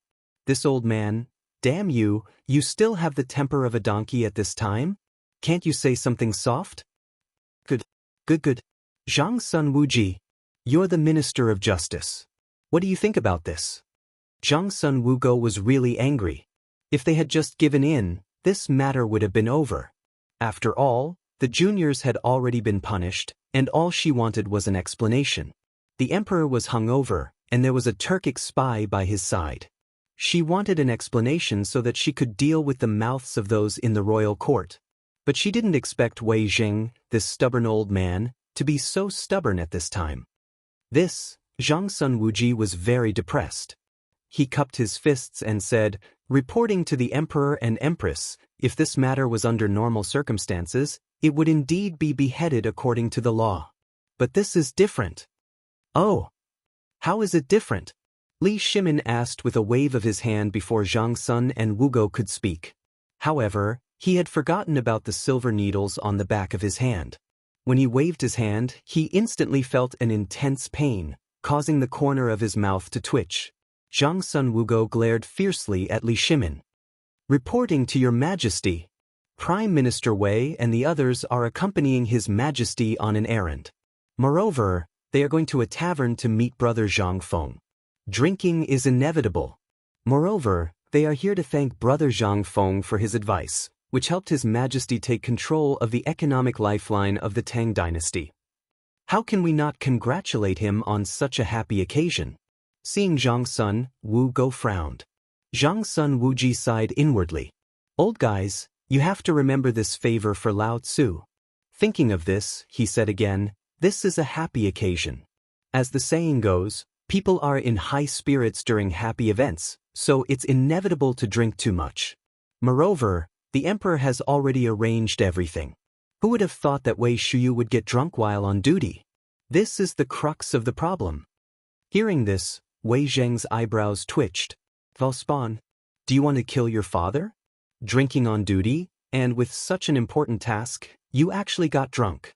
Wei Zheng's vision darkened, and his whole body shook. Li Shimin glanced at Wei Zheng. Seeing that Zhang Sun Wugo was still a little angry, he couldn't help but comfort her. Empress, this is Zhen's mistake. Zhen forgot that we were outside the palace, and this time, we didn't go to see Zhang Feng. We met Zhang Feng's brother by chance at the city gate, and Zhang Feng met Prime Minister Du and Prime Minister Fong for the first time, so your majesty doesn't even care about your own life. You just want to drink until you're drunk? Empress, aren't you fine? How do you expect this concubine to deal with the imperial harem? How will His Majesty answer to the court officials? Has His Majesty thought about all this? The anger that Zhang Sun Wugo had already suppressed surged up once more. Do you know? Just next to the tavern, there's an important Turkic stronghold. If Yuchi Baolin didn't go early, think about the consequences. What do you want this concubine to do? Wu, as she spoke, Zhang Sun Wugo actually started crying. At this moment, Li Shimin's expression suddenly changed. He asked, Zhang Sun Wuji, what's going on? Replying to His Majesty, when Yuchi Baolin rushed to the scene last night, Wei Shuyu had already deployed a large number of golden guards to hide outside the tavern, but didn't screen the surroundings. In the end, they found an important Turkic stronghold next to Zhang Feng's. The underground room was luxuriously decorated and couldn't have been completed overnight. Buzz? Zhang Sun Wuji explained in detail. Li Shimin's head completely exploded. At this moment he finally understood why Zhang Feng was so eager to drive Zhang Sun Wuji away that day. There were Turkic spies living next to him. No wonder Zhang Feng said such strange things that day. At this thought, Li Shimin was furious. Wei Zheng, do you know your crime? Wei Zheng was dumbfounded. As a supervisor of the secretarial department, you often go to the tavern with me. Didn't you carefully investigate the situation around the tavern? His Majesty, this matter was carried out by the Ministry of Justice and the Imperial Guards. This old official, you're still quibbling? Li Shimin hurriedly winked to hint at him. He shouted angrily, Guards! Throw Wei Zheng, Fang Xianling, and Du Ruhui into the prison and wait for punishment. Guards, Wei Shuyu has neglected her duties. She will be flogged 30 times and be relieved of her position as the captain of the Golden Guards. Take her away. They were dumbfounded. They relied on their monthly salary to survive. Now that they were all exempted, they hurriedly shouted, "Your Majesty, this is terrible." Chapter 224. In the end, Li Shimin didn't punish them. They were just going through the motions. After all, the emperor didn't say how long they would be locked up. Anyway, they would be locked up for a breath. In the end, the three of them swaggered back to the residence, but they really didn't get their salary. This made the three of them groan, but they also knew that this was the best way. However, while they were happy, Wei Shuyu was upset. At this moment, the person carrying out the task of flogging him was Zhang Sunchong. Zhang Sunchong stared at Wei Shuyu, who was pressed into a chair, and slapped him hard on the butt. "Tsk, I don't know what your father said to the emperor. You were supposed to lose your head, but now you're only getting flogged, and I'm the one who personally checked. Lord Zhangsun, you have to be gentler.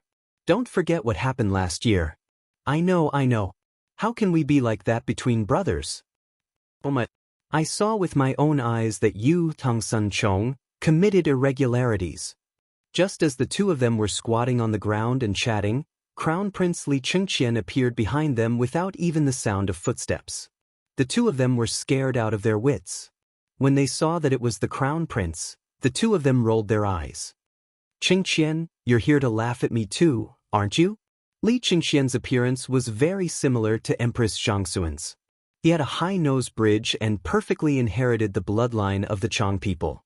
As for his dignified eyes, although he was only 17 years old, he gave off the aura of an emperor from head to toe, raising his originally handsome appearance to another level.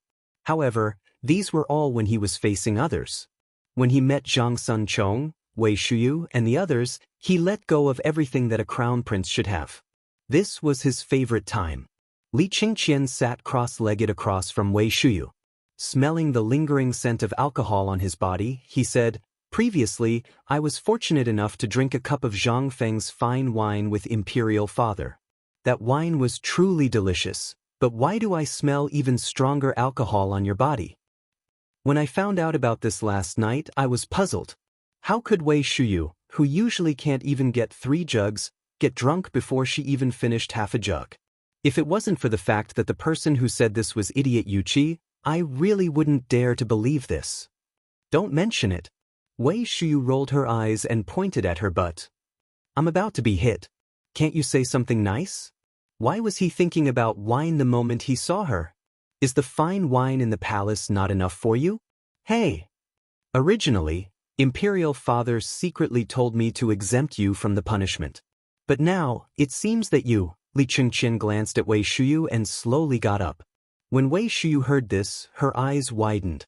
He grabbed Li Chengqian. Brother! Good brother! His Majesty already said not to hit you. How can you disobey the imperial edict? Let's go. Damn it, I don't know what I drank last night. Even now, my head hurts like it was kicked by a horse's hoof. As he spoke, Wei Shuyu no longer looked like someone who was about to be punished. Under the stunned gaze of the official, the three of them walked away with their arms around each other's shoulders. Sai, Shuyu, how did the wine taste? Zhang Sun asked. As for the taste, it was like drinking a ball of fire. Strong. Hey! That good? Of course. Otherwise, do you think I would get drunk with half a jug of wine? Last night, I saw His Majesty and the others drunk and thought that something was wrong, so I personally went to taste it to verify the authenticity of this wine. Wei Shuyu sighed. He basically leaned on Li Chengqian and Zhang Sun, allowing them to carry him out of the harem. As they walked, the three of them chatted casually. Shuyu, I also secretly drank that wine once. Because of that, I was tied up, hung, and beaten by my father. Zhang Sun said with some lingering fear. However, when he mentioned Zhang Feng's wine, he couldn't help but lick his lips. Wei Shuyu and Li Chengqian couldn't help but look at Zhang Sun as if they were looking at a hero. Brother Chong, how did the wine taste? Tell me, I keep feeling that something was wrong last night. His Majesty, the 4 of them, and Zhang Feng. Guess what happened to the 5 of them? What happened? The 5 of them drank 6 jugs of wine. Think about it. I can hold half a jug of wine, but I got drunk. Think about your fathers. How can their alcohol tolerance compare to strong young men like us? They could drink so much and still be fine, but I got drunk with half a jug. If I drank that jug, wouldn't I die? Hiss! Li Qingqian and Li Qingqian gasped when they heard this. Wei Shuyu's alcohol tolerance was somewhat well known in their circle. Other than the 2 idiot Yuchi brothers and that fool Chung Chumo, who could drink more than him. However, he got drunk all the time. However, the emperor and the others were fine after drinking so much? How could they not know the emperor and the others' alcohol tolerance? There was something fishy about this matter. What should we do? Li Qingqian suddenly stopped at the gate of the imperial city and asked. How about we go and take a look? I'll go. Chapter 225. How could they escape Li Shimin's eyes when the 3 of them had their arms around each other's shoulders? At this time, in the imperial study, Li Shimin looked at Qing Yaojin and Zhang Sun Wuji playfully and said, I didn't expect the friendship between these little rascals to be so good. It's all thanks to your majesty. It's my son's fortune to be valued by the crown prince. Zhang Sun Wuji hurriedly said. Li Shimin rubbed his head and waved his hand. Come on. Let's think about how to deal with those people in the imperial court. I'm afraid last night's matter is already troublesome enough for us. As for the matter between the crown prince and Shuyu, anyone can see it. But this is a good thing. We will all grow old in the end, and the Tang dynasty needs this kind of friendship. Just like the relationship between me and you. Only this kind of friendship is the prerequisite to ensure that Qingqian can govern the Tang dynasty well. Li Shimin was very gratified. He had always been worried that the country they had conquered and the friendship they had built in this lifetime would end in their generation as they grew old, just like in history. But today, everyone went to take a look out of interest. They didn't expect the friendship between these little rascals to be even closer than blood brothers. Li Shimin couldn't help but feel very gratified. A true emperor was ruthless, but he also needed to govern with an iron fist. But the prerequisite was that he must have a group of people who really thought about him. In other words, they were loyal to him. And at this moment he saw it. He saw the future of the Tang dynasty. Li Shimin smiled and said, Do you think they will go to the tavern? Qing Yaojin scratched his head and said, Do you want me to go and catch them? Let them go. Li Shimin shook his head. However, what I'm worried about is that those brats will expose this matter to me. Zhang Sun Wuji also frowned slightly. I don't think so. They also heard the rumors about brother Zhang Feng from our ears. We are all in disguise. If they really dare to do this, old man will personally hang them at the city gate and beat them up. There's no need for that. If Dugo were to go, then there shouldn't be any problems. He knows how to take care of himself. Li Shimin suddenly thought of Dugo. His eyes brightened as he beckoned to Shaogizi, You go to the Du residence immediately and inform Du Ruhui of our intentions. On the other side, Zhang Sunchong, Li Qingqian, and Wei Shuyu, who were dressed like rich men, were walking on the streets of Chang and city with their arms around each other's shoulders. They were like hooligans running around. But if anyone dared to say a word, Wei Shuyu would raise the Jin Wu Guard's badge and stamp that person's face. Just like that, they strolled like ducks all the way to the Qing residence. Li Qingqian stepped forward and waved the crown prince's token in front of the guard's eyes. Then he gestured for him to keep quiet. Go, call Qing Chumo out. Your Highness. Your Highness. Scram. Go and come back quickly. Tell him that this crown prince has an urgent matter to discuss with him. Yes, the guard was dumbfounded. He was so scared that he almost peed his pants. The crown prince always liked to scare people like this. Who in the Qing residence doesn't know that you're the crown prince? Do you have to wave your bright crown prince's token in front of my face every time you come? If you accidentally drop it on the ground, then all of us will be buried together with you. Although the guard was cursing in his heart, no one dared to say anything. He lowered his head and knocked open the door to Chung Chumo's room, who was snoring loudly. In an instant, the stench of his feet and sweat filled the air. Amidst the loud snoring, The guards seriously wondered if this kid would one day be suffocated to death by his own burnt smell. Lieutenant? Lieutenant? Wake up, Lieutenant. The Crown Prince is here. Lieutenant. After calling out a few times, Chung Chumo turned over and farted, then fell asleep again. Lieutenant, there's a new prostitute in Windward Tower. What? Kind. This time it really worked. As soon as he heard about the new prostitute, Chung Chumo sat up and rubbed his eyes. The guard was speechless. If I didn't say that, you wouldn't be sleeping until tomorrow morning. It's not Windward Tower. The Crown Prince is looking for you. The Crown Prince. When Chung Chumo heard this, he smacked his lips, rolled his eyes again, and fell asleep again. Tell Li Chengqian that I was on duty last night, so I don't have time to serve him now. Tell him to scram. Oh, what if this Crown Prince invites you to drink good wine? Do you want to go? Brother will take you to drink good wine? At this moment, Li Chengqian's voice sounded from the door. As soon as he heard the voice, Chung Chumo turned over and continued to sleep with his head covered. Zhang Sunchong and Li Chengqian covered their noses. They wanted to enter, but in the end, they couldn't resist his overwhelming stench. In the end, they still compromised. Go, let's go to Zhang Feng's little tavern. Go if you want. Who wants you to freeload? Let's go, Zhang Sunchong. Let's go find idiot Yuqi and drink good wine at the little tavern. Little tavern? Zhang Feng? This isn't the wine that my father hid like a treasure? Zhang Feng to him. It's him. In an instant, Chung Chumo woke up. He didn't even wear his shoes and suddenly roared, "You two bastards, stop right there." Chapter 226. On the main street of Cheng. It was the busiest time in the market. At this moment, everyone was talking about what had happened last night. In front of a tea stall, someone seemed to be speaking in a low voice, but in fact, his voice was not soft at all. Have you heard? Last night, a large number of imperial guards suddenly conducted a carpet search in the East Market.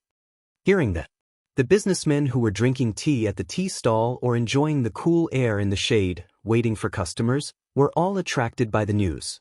Who doesn't know about this? Last night, someone knocked on my door. Almost everyone in the East Market knows about it, but it's a little strange. This has never happened before. Who said it wasn't? They came at midnight to check. Check what? The man who spoke earlier, who looked a little wretched, touched his mustache and said, "You don't know about this, right? Do you know? Who doesn't know that you're a hoodlum? Did you go to that widow's house last night?" Someone could not help but tease. It caused a burst of laughter.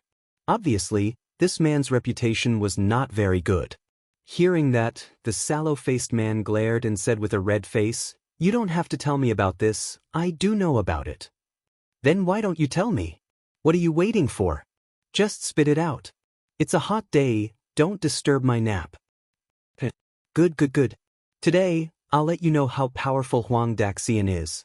The man suddenly rolled up his shabby sleeves that were full of holes and said, "Last night, I pinched my fingers in that uninhabited house and saw that something big was going to happen, and then you were brought out? Finally, you were beaten by the officials?" Sleeping in a private house at night, even if it's an uninhabited place, you'll still be beaten. Huang Daxian, did you really hear something last night? Get lost. A bunch of vulgar people. Old man is a disciple of Longhu Mountain. The old man was slaying demons last night. Everyone curled their lips when they heard that.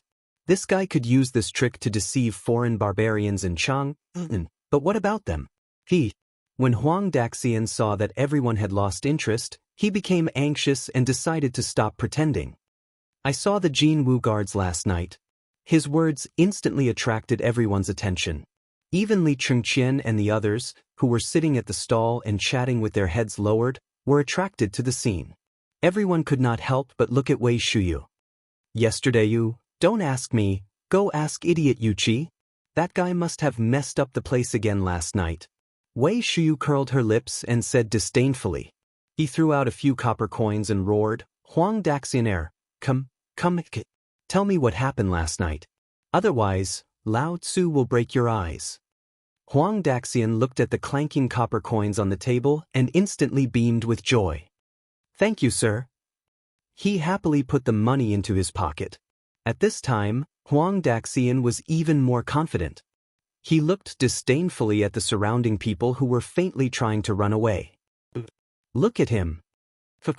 Last night, I saw the Jinwu guards and the Imperial guards on the street behind Anning Square. They caught a rat next to the small tavern opposite Lao He's stall. Everyone was used to calling the Turkic spies rats. At this time, Wei Shu finally understood why the Empress was so angry. So, this motherf asterisk cur, the Emperor got drunk right under the nose of the two Jewish spies?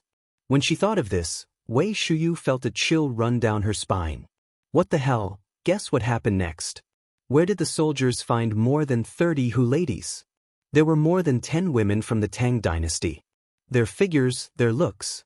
Even the most famous courtesan in Chang, in city can't compare to them.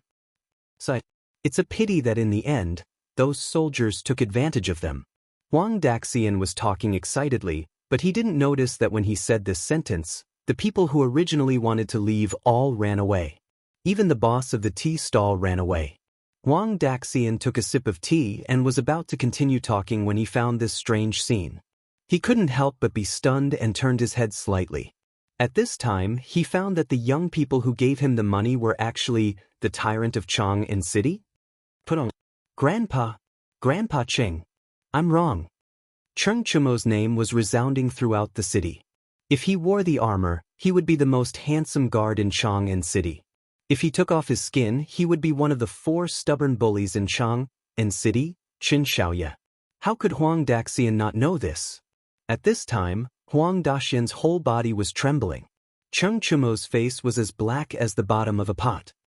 Get out. Get out of Lao Tzu's face. Motherf asterisk cur, if you let Lao Tzu see you lying in Chang'an City again, Lao Tzu will break your 3 legs. Thank you, Grandpatin. While talking, Huang Daxian ran away scared witless. After that, everyone couldn't help but burst into laughter. I didn't expect Qin Shaoye's reputation to be as big as before. Get out. Wei Shuyu's reputation is good? And Chongzi, you motherf asterisk cur, shut up Lao Tzu's mouth. Cheng Chumo was very depressed. He was one of the 4 stubborn tyrants, but why did everyone recognize him? It didn't make sense. If it wasn't for waiting for that stupid Dugo, who the hell would be willing to stay here and suffer such humiliation? Lao Tzu's reputation. It's all because of you bastards that Lao Tzu lost it. Chapter 227. Cheng Chumo's identity was exposed. However, everyone only knew their nicknames. No one knew their real names. Moreover, even if they were allowed to use their real names, they would not dare to do so. Not to mention other things, just the fiendish father at home would skin them alive. Not to mention, if other old fellows were to stab the emperor, then they would really die. Fortunately, in the end, everyone thought that it was better to have fun together than to have fun alone. They simply dragged all the people in Chang'an City into the trap. The largest tavern and the most luxurious brothel in Chang'an City were all properties that they bought with money. Therefore, these places became the gathering places of these stubborn people. In this regard, even if the ministers knew about this, when they saw that their good-for-nothing son was among them, they could only pinch their noses and accept it. Even Wei Zheng, who was known as the human mirror, did not ask about Wei Shuyu's matter under his wife's cries. He only said that if anyone dared to use the Wei family's name, he would cut them off. In this way, this group of stubborn people grew bigger and bigger.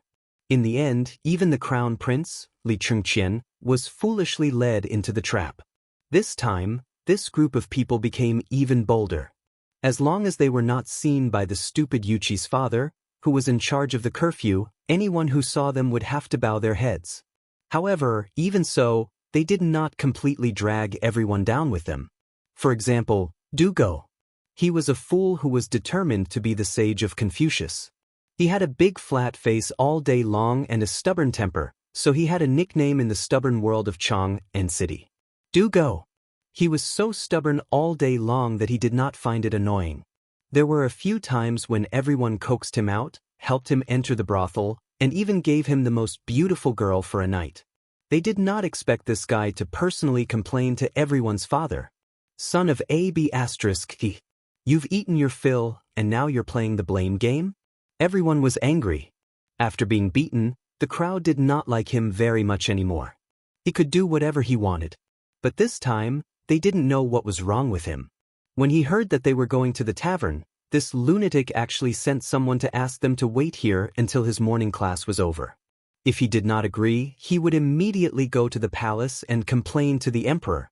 This was no longer fun. Everyone thought about it and decided to forget it. They could only hold their noses and bear with it. He's here, Du Dabing is here. Just when everyone was about to doze off from waiting, Du Go held a book in one hand, with one hand behind his back. Like an old man, he slowly paced back and forth while reading loudly. Everyone was dumbfounded by this scene. I say, brothers, has this idiot become stupid from studying too much? This was the main street. He can even read? Zhang Sun pursed his lips and said, I think this guy is very sneaky. Maybe this guy is just boasting. Damn it. Be on your guard. Wait, I'll make him drink the wine I didn't finish last night. Motherf asterisk cur, let him have a good night's sleep and shut up for Lao Tzu. Okay. That wine you mentioned, leave some for me. If it can make you drunk, then it can't be considered good wine. Just when everyone was pondering, Du Go walked in. Under everyone's disdainful gaze, Du Go patted his white robe and sat down elegantly. Sorry for the long wait, I just finished my morning class. Enough. Cheng Chumo waved his hand. Let's go. If we don't go now, the sky will be dark. Wait. However, Du Go was unwilling to do so. He slowly poured a cup of tea and gently blew on the cold tea.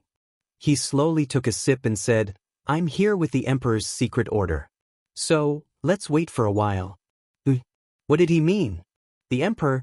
Could it be, damn it? Qingqian, did you tell your father? Wei Shuyu and the rest glared at Li Qingqian. Li Qingqian was also stunned. No. Only the few of us know about this.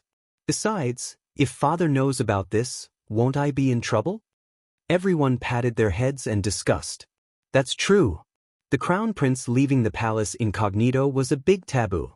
Moreover, he went to a small tavern, a secret place where the emperor and everyone's fathers hid. If Li Qingqian said this, would the emperor agree? Only then did everyone sit down patiently and stare at Du Go, who was slowly drinking water. 15 minutes. He drank a bowl of cold water in 15 minutes. Everyone had the urge to beat someone up. Cough, cough. Du Go put down the teacup and took out a handkerchief to wipe the corner of his mouth. Then he folded the handkerchief and put it back into his pocket. Then he sat up straight and said, The emperor knows about you coming out, but he didn't stop you. Obviously, the emperor acquiesced. However, the emperor specifically asked me to supervise you. Do you know why? Everyone rolled their eyes. Du Go continued, This time, we must ensure that our identities and our father's identity will not be exposed. Then we must do, after that, and everyone fainted. Everyone was seriously wondering if this guy had caused him to fall ill by chanting scriptures like he was chanting scriptures. Wei Shuyu even hugged her head and buried it on the table. Her entire body was trembling.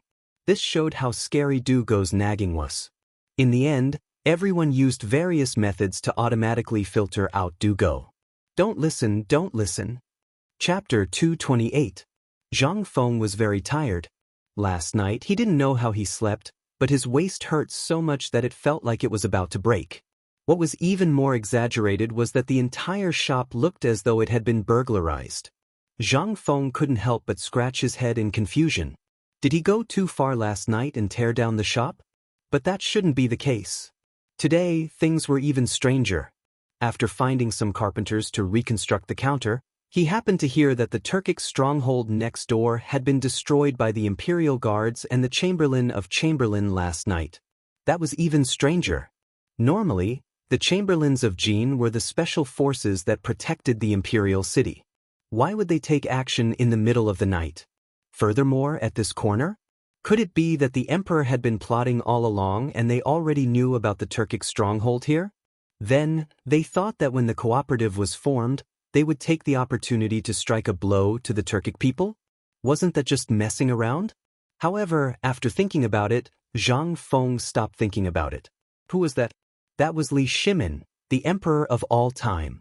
How could the entire world know what he was doing? Furthermore, this master's brain wasn't something that an ordinary person could think of.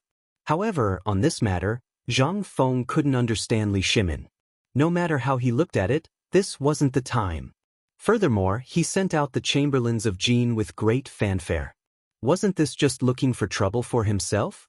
Zhang Feng was still thinking about how to carry out a big operation for these people. Now, it seemed like everything was over. After this incident, who would dare to show up in such a short period of time? Zhang Feng shook his head and stopped thinking about such unrealistic things. Looking at the half-filled jar of alcohol, his head was throbbing with pain.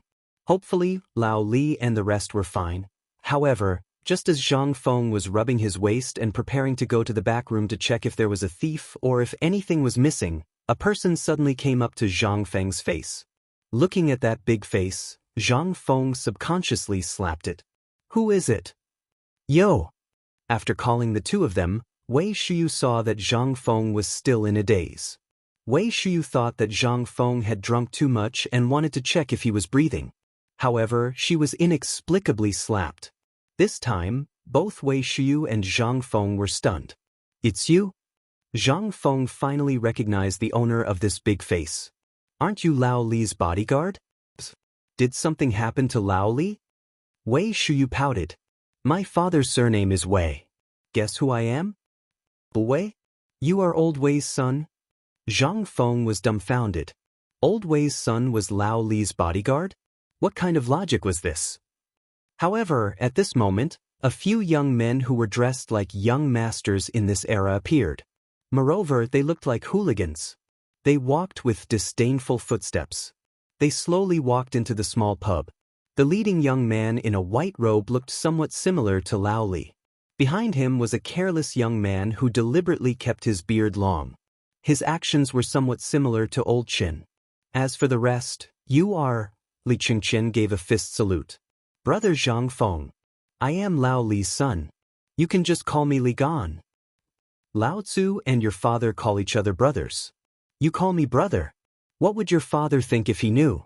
At this moment, Wei Shuyu stepped forward and introduced to Zhang Feng. Hey, brother Zhang Feng, this silly fellow is Old Chen's precious son, Chen Tiniu. This is that sour scholar, Old Du's son, Du Dabing. This is Old Sun's son. You can just call him Buggy. At the end, Wei Shuyu introduced Li Qingqian heavily. This is our god of fortune, Lao Li's precious son, Li Gan.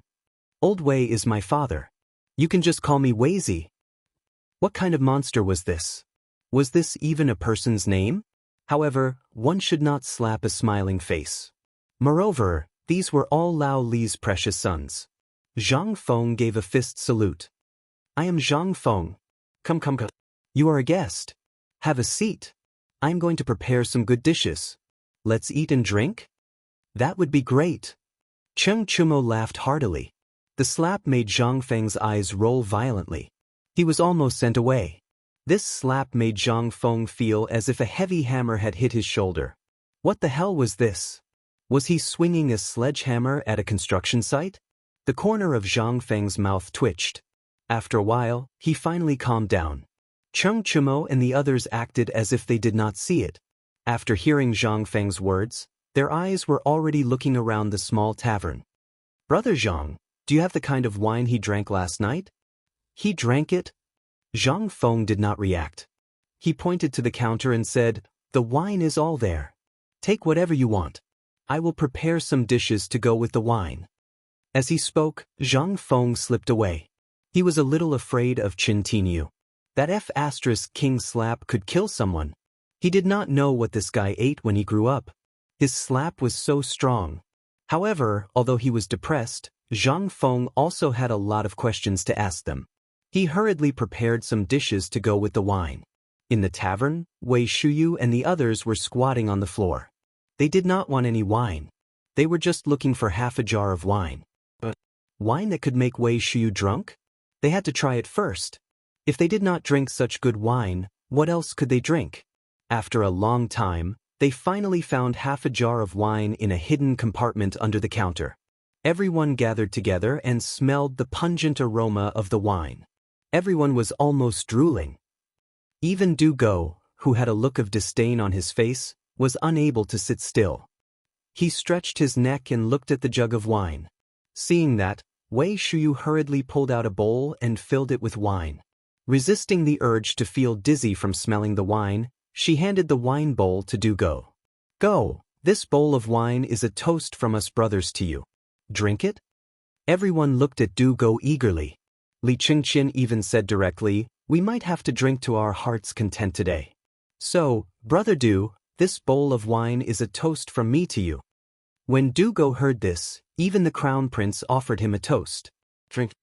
He bowed to Li Qingqian and said, thank you for the wine, Brother Li. As he spoke, he raised his neck and downed the wine. That's alcohol. You can't drink it. Chapter 229. Zhang Feng was carrying a large tray of meat. Just as he lifted the curtain, he saw Du Go drinking with his head tilted back. But when he smelled the smell in the air, he instantly realized that something was wrong. Just as he was about to shout, a bowl of wine went down Du Go's stomach. This time, Zhang Feng's eyeballs almost popped out. He clearly remembered that the alcohol was hidden in the secret compartment under the counter. This was something he had been praising for a long time. It was prepared to be used in emergencies. And this thing was very difficult to get. Basically, it took 10 caddies of wine to extract less than 1 caddy of it. Last night, half a jar was drunk. His heart was aching. Now that he saw this group of idiots drinking alcohol instead of wine, how could he not be angry? He hurriedly snatched the alcohol from Wei Shiyu's hand and said, this is alcohol. You can't drink it. Brother Zhang Feng, you must be joking. This wine, burp, is very strong. It's good wine. Du Go was dizzy from drinking. At this moment his face was as red as a monkey's butt. He laughed foolishly and wanted another bowl. Zhang Feng's face turned green. If he were to drink this, he would really die. He hurriedly hid the wine jar behind him and said, I have a lot of wine here. You can drink as much as you want. Just treat it as my treat. You can't drink this thing. Brother Zhang Feng, you're wrong. Why can't we drink such good wine?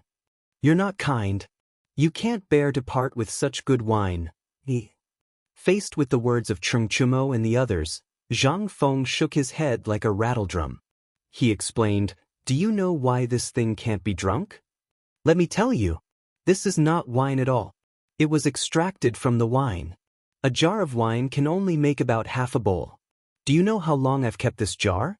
This is the best anti-inflammatory medicine for treating illnesses, especially for treating external injuries and infections. Let me tell you. Zhang Feng was about to explode.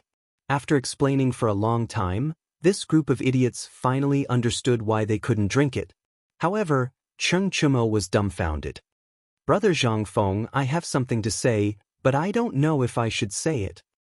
Speak. We're all brothers. What's there to hide? This wine, alcohol. You said that a jar can only produce half a bowl. Then, you said that drinking too much will kill people. I heard that big idiot Wei drank half a jar last night. How is he fine? What did you say? Say that again? Zhang Feng was dumbfounded. He asked anxiously. Cheng Chumo was also dumbfounded. He was shocked by Zhang Feng's reaction and hurriedly said, last night, big idiot Wei saw that you were all drunk, so he came in to carry you back. However, he was greedy and said that he drank half a jar of wine.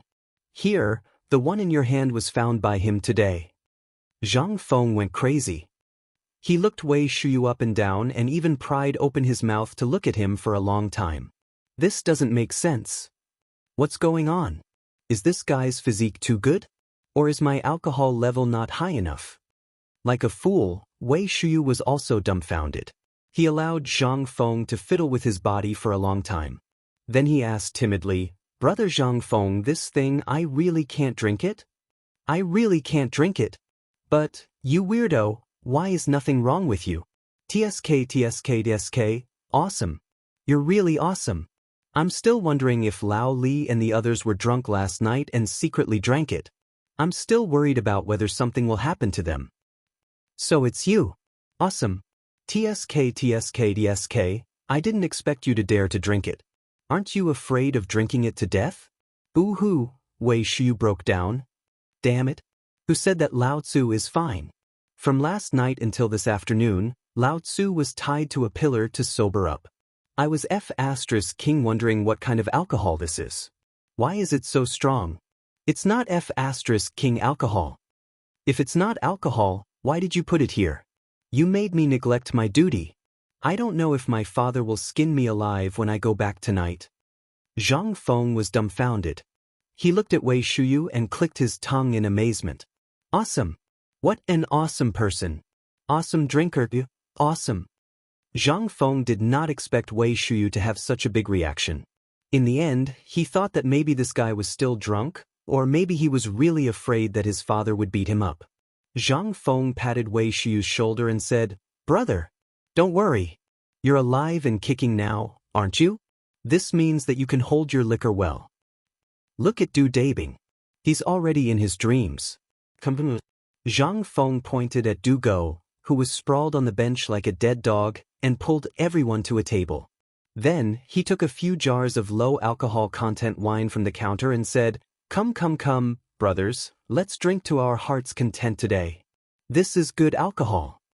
The other masters stared at the alcohol in Zhang Feng's arms and swallowed their saliva. Zhang Feng pretended not to see and put the alcohol back into the hidden compartment on the counter. Then, he took a few jars of good alcohol from the wine cabinet and said, "Although the alcohol content is low and not as strong as alcohol, this is definitely good alcohol.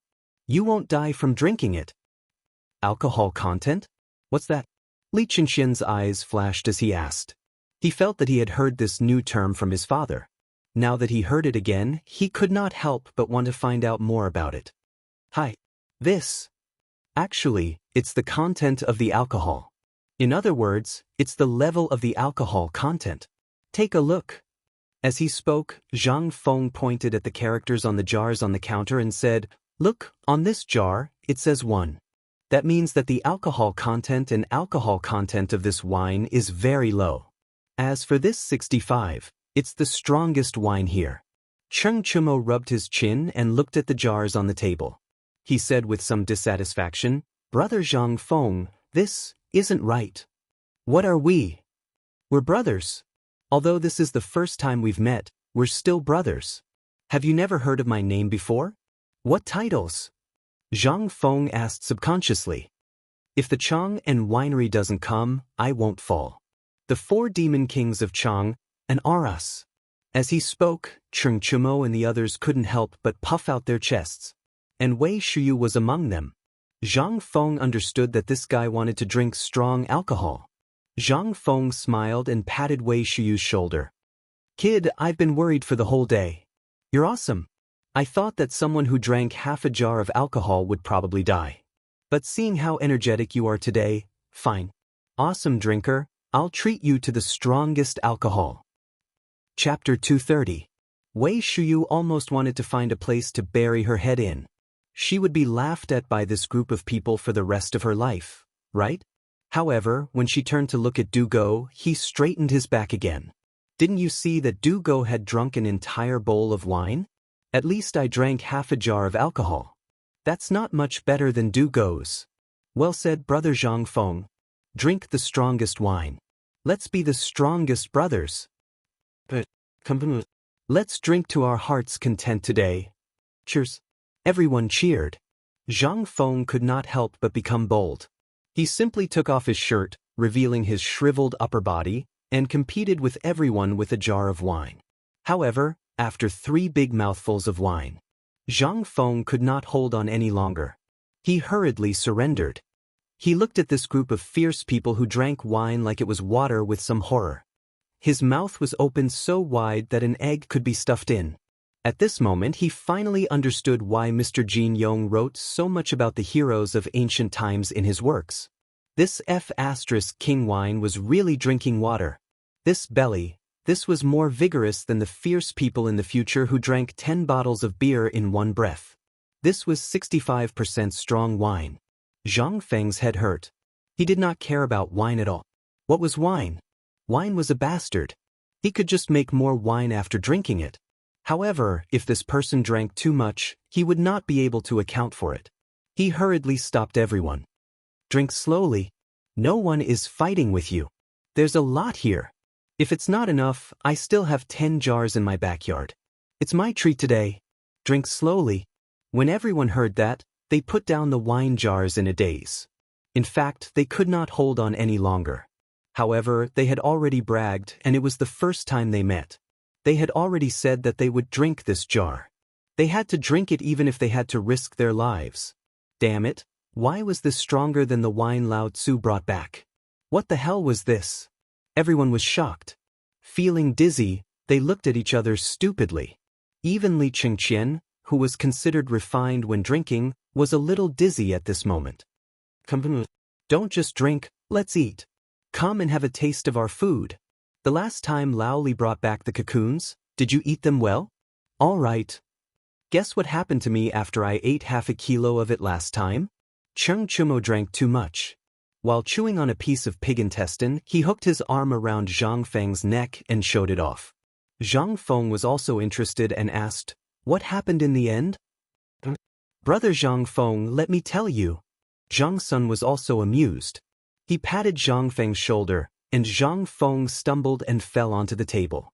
Zhang Feng almost couldn't catch his breath. Li Qingqian hastily supported him and patted him on the back. Only then did he manage to catch his breath. "I say, your hands, why do you have so much strength?" Zhang Feng was speechless. Zhang Sun smiled apologetically and hurriedly said, "Brother Zhang Feng. Brother, I didn't know your body was so weak. Didn't you eat that delicious food?" "I ate it." "Then why is your body so weak?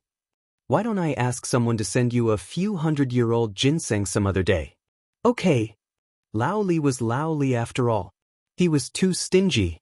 Zhang Feng took Li Qingqian's hand and said, "Good brother. You're much more generous than your father.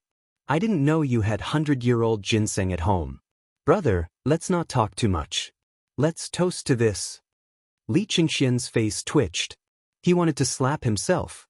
If he had known that his father didn't mention this, he wouldn't have pretended to be pretentious and gave this to Zhang Feng. This was a gift prepared for the retired emperor. He had spent a lot of money to get this. He thought that his father would allow it, which meant that he had tacitly agreed to give it to him. But now, he said it out of carelessness. He couldn't take it back now. Li Qingqian closed his eyes and gulped down a bowl of wine. At this time, Zhang Feng looked at Zhang Sun and asked, "Continue. Didn't you say that Chentinio ate half a kilo of locust eggs? Then what? Hey! This grandson almost sent away a newly arrived concubine. Did you know? He almost went to court. If it wasn't for the godly doctor who made his father pay a fine of 3,000 strings of coins to marry that Huji as his concubine, he would probably still be in jail." Cheng Chimo's face turned red, but he still held his head high and said, "Bug, are you jealous? Jealous of my ability in that area? Get lost. Who the hell is like you? Impatient as a monkey, you don't know how to be gentle at all. Lao Tzu is ashamed to be called one of the 4 big bullies with you. Hee. I think you're jealous." After the few of them talked about this and that, they began to talk to the spy with red faces and thick necks. Li Qingqian just shook his head and chatted with Zhang Feng. "Brother Zhang Feng, I've seen your calligraphy. Did you also write the words on this wall?" Li Qingqian looked at the words on the wall. He asked, "This is what I wrote when I was drinking with old Sun when I was bored. Randomly? I don't think so." Li Qingqian shook his head and murmured, "Drinking wine, don't stop drinking. I'll sing a song with you, please listen to me. Bells, drums, and jade are not expensive. I hope you'll be drunk forever. Since ancient times, sages have been lonely, only those who drink leave their names. 5 flowers, horses, and 1,000 gold cloaks. I'll exchange them for good wine, and with you, I'll share the worries of eternity." What kind of artistic conception is this? Brother Zhang Feng, can we talk about this poem? Chapter 231. Zhang Feng waved his hand. "What's there to talk about this poem? It's just something I casually recited after drinking. Now you want me to talk about this poem? Goodbye." However, Li Qingqian was not having it. he continued to ask, how can someone who can make such a poem be careless? Do you know that those poems of yours have been framed by my father as an heirloom to be passed down? Li Qingqian shook his head and stared at Zhang Feng curiously. Brother Zhang Feng, tell me the truth. How many more poems do you know? Do you know that during the Dragon Boat Festival, there will be a poetry gathering in Chang, in city? If you're willing to go, the top courtesan of Chang, and city, Jingshu, who no one has ever had the chance to get close to, will. Poetry gathering? Jingshu? Zhang Feng was a little dizzy. It's okay to play around, but you want me to go to a poetry gathering? He knew how crazy the poetry gathering in the Tang dynasty was. Basically, many young ladies from noble families would attend that poetry gathering. Moreover, all the talents in Chang and city and even the Tang dynasty would come to Chang and to attend that poetry gathering. It was not only a chance to become famous, but also a chance to win the heart of a beauty. Even if by chance, he might be chosen by a big family and become a member. However, the premise was that he knew how to compose poems. He was not afraid of composing poems, but to compete in poems, and even compose poems? Forget it. Goodbye. At that time, the first one to be finished would be him. With his limited knowledge, going to that place was purely torture. Zhang Feng's face turned serious and said, I appreciate Brother Li's kindness, but what is a poem? It's a kind of artistic conception. It's not created for a competition. Otherwise, what's the use of it? It's a knife to kill, the source of hatred. If Brother Li is really doing it for my good, don't mention it again. I don't want to increase the sin of killing because of poems. Li Qingqian was dumbfounded. How did this poetry gathering turn into a sin of killing? But when he thought about it, it was quite interesting. Zhang Feng's poems were too shocking. If he were to appear, then wouldn't those poor students who wanted to fight for a better tomorrow return in disappointment? In that case, wouldn't their future be ruined? Wouldn't they be unable to recover from the setback? Even jumping into a river to commit suicide was considered a light punishment. He knew that there was once a scholar at a poetry meet. Because of the woman he loved, he planned to win the woman's favor at the mid-autumn poetry meet. However, fate dictated that in the end, the woman fell in love with another scholar, and in the end. In a fit of rage, the man killed the woman's family, as well as that scholar's family. When Imperial Father was still the king of Qin, he was furious, but in the end, the matter was left unsettled. At this moment, Li Qingqian was filled with emotions when he heard Zhang Feng mention it. Forget it. Brother Zhang Feng's concept is something we can't compare to. What concept? At this moment, a few drunkards who were drunk came up. With a strong smell of alcohol, they hooked Li Qingqian and Zhang Feng and started to drink. I say, are you two here to watch a good show? Didn't we say that good brothers should share weal and woe together? We've already drunk a big jar, no. You guys have to make up for it. Me, Buggy, and Idiot Wei have already finished. You two shouldn't slack off. Otherwise, Lao Tzu's fist won't be merciful. Zhang Feng's eyelids twitched. But he couldn't afford to offend these two. If this fist came down, he would most likely die. Come, let's do it. Whoever doesn't do it is a grandson. Zhang Feng also became unyielding. He grabbed 3 jars with the number 65 foot written on them and threw them to the 3. Then he picked up 2 jars with the number 1 written on them, slapped the seal and raised his head to drink. Seeing this, how could the 3 of them endure it? They raised their heads and drank. Even Li Qingqian couldn't help but clench his teeth and raise his head to gulp down the wine. Burp. A jar of wine went down. Even though he only had a 10% alcohol tolerance, Zhang Feng still felt like the world was spinning. He looked at Cheng Chumo and the others, who were basically lying on the ground with their limbs spread out, hugging the wine jars and refusing to let go. They were even laughing foolishly. Li Qingqian wasn't any better. As he drank, he raised his head and fell to the ground with a thud, sleeping soundly. Zhang Feng walked around and sat on a stool in a daze. After a long time, he finally recovered from the dizziness. But when he saw the people sprawled all over the ground, he couldn't help but have a headache. Last night he got Lao Tzu drunk. Now, in broad daylight, he got his son drunk. Lao Li and the others wouldn't beat him up with a big club, right? Thinking about it, Zhang Feng hurriedly got up and bolted the door. Only then did he heave a deep sigh of relief. But what should he do with the people on the ground? What if they tore down the shop again then? Brother, you're not thick enough. At this moment, Cheng Chumo sat up dizzily and grabbed Zhang Feng's collar. Dizzily, he pointed at the people on the ground and spat in disdain. They're all trash. Lao Tzu's alcohol tolerance is still the best. Come, why are you still, not drunk? Zhang Feng was dumbfounded. What the hell was this? Could it be that Lao Tzu had no choice but to drink? At this moment, after falling down a few times, Cheng Chumo took 2 jars of wine from the wine cabinet. After a long time, he crawled in front of Zhang Feng and grabbed Zhang Feng's collar. Drink. If you don't drink, then you're looking down on me, Iron Bull. Zhang Feng's face turned green. This was Lao Tzu's little pub, okay? The wine was Lao Tzu's, okay? However, Cheng Chumo was drunk. How could he care so much? He saw that Zhang Feng did not move. How could he let this go? He was about to beat him up. Zhang Feng gritted his teeth and looked at the word, one, written on the jar of wine. He made up his mind and roared, drink. Damn it, if you don't drink, then you're looking down on me, Zhang Feng. You're a coward. Coward. When Cheng Chumo heard that, he exploded. He broke the seal with his fist and raised his head to drink. After a while, only the sound of 2 jars shattering could be heard. Zhang Feng and Cheng Chumo were also drunk. Chapter 232. It was night. It was a dark night. The kind where you couldn't even see your own fingers. Under the passionate kisses of the mosquitoes, Zhang Feng finally woke up. Looking at the drunkards on the floor, he couldn't help but have a headache. Damn it. What should I do? Zhang Feng was speechless as he roared. But at this moment, in the dark corner, a leisurely voice came. You're awake.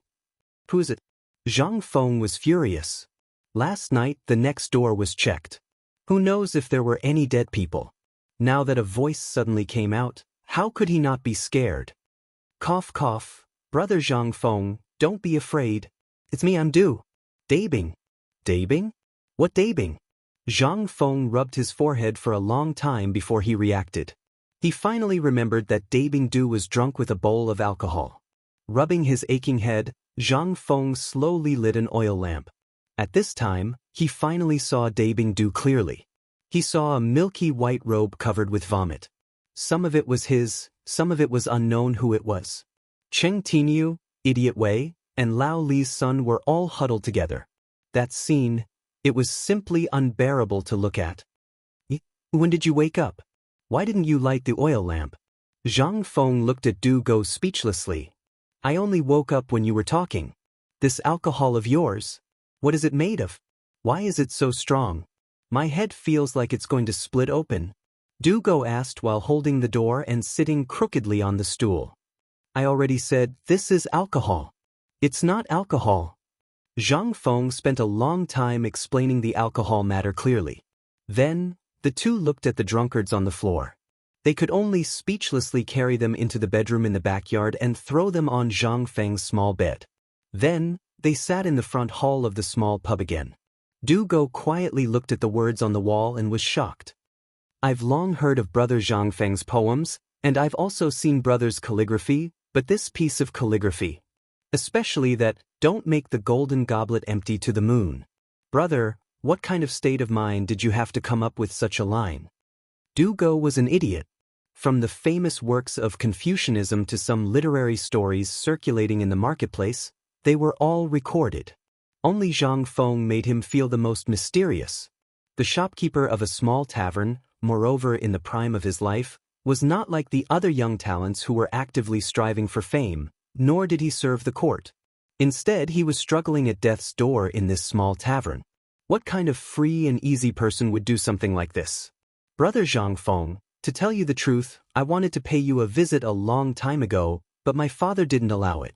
Plus, I haven't finished my homework yet. So, it wasn't until today that I mustered up my courage and obtained my father's permission to pay you a visit. As he spoke, Du Go took out a visiting card and presented it with both hands. When I came, I didn't have any good gifts, so I copied some famous poems. Plus, I know that Brother Zhang Feng doesn't like gold and silver things, so I prepared a rubbing of an ancient book. Please. Zhang Feng's head hurt. This time, it was really a headache. He finally understood why Idiot Wei and the others couldn't wait to get this guy drunk the moment they came in. This was a copy of Tang Sanzang. He didn't say a single word, but this guy was nagging for half a day. Did he still want people to live?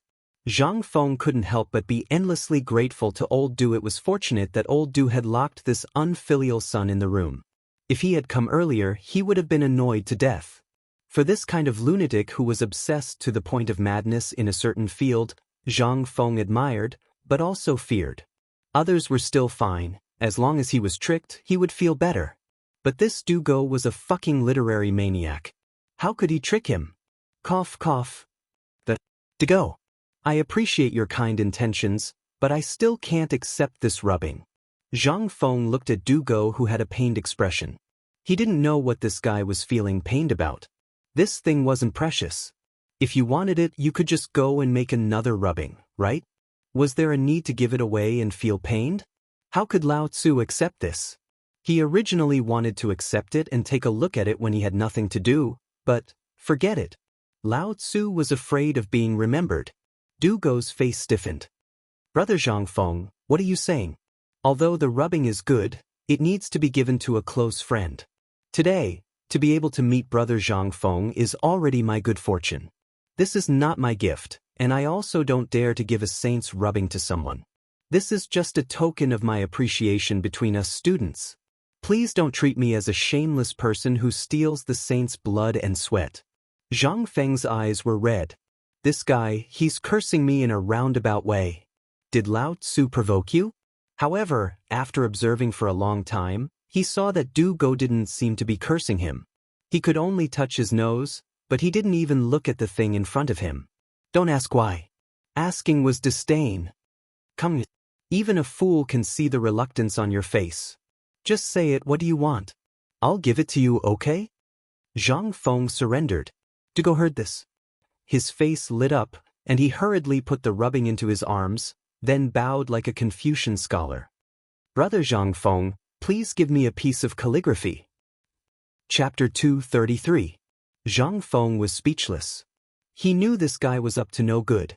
You just want a piece of calligraphy? Why don't you just King say it? Why do you have to put on such an act? Aren't you tired? Even Lao Tzu's side characters are better than you. All right. I can't do the calligraphy tonight. I'm not interested. My head hurts.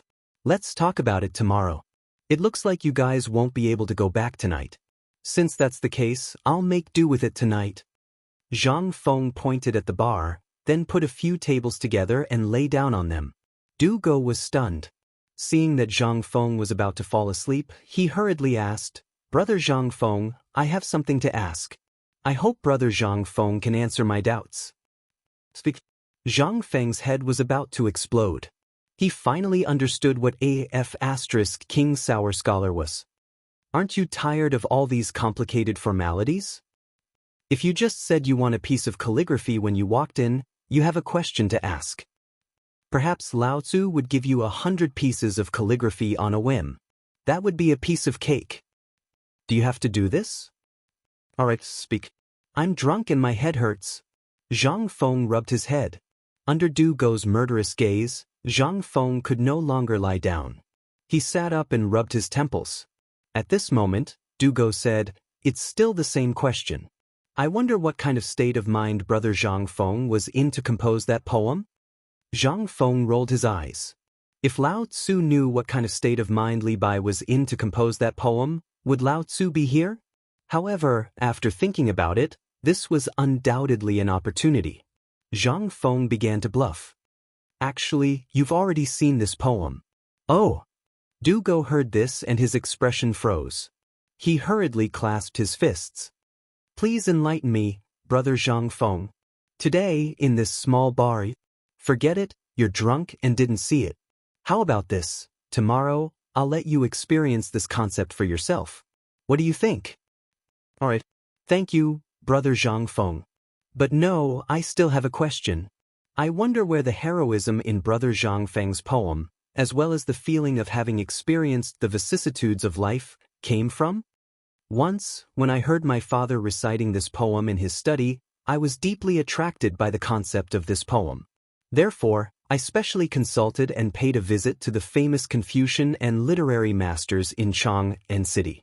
However, everyone was extremely shocked by this poem. Everyone asked me which great Confucian wrote this poem. However, when this humble one said that it was composed by a tavern owner who was about the same age as this humble one, they were all stunned. They did not seem to believe it. In fact, some people even said that this was composed by a Confucian official who had experienced and witnessed the court for his entire life. When he was about to resign from his position, he composed this song in a free and easy manner. Brother Zhang Feng, can you tell me what is going on? Or should I say that this poem was written by Brother Zhang's teacher?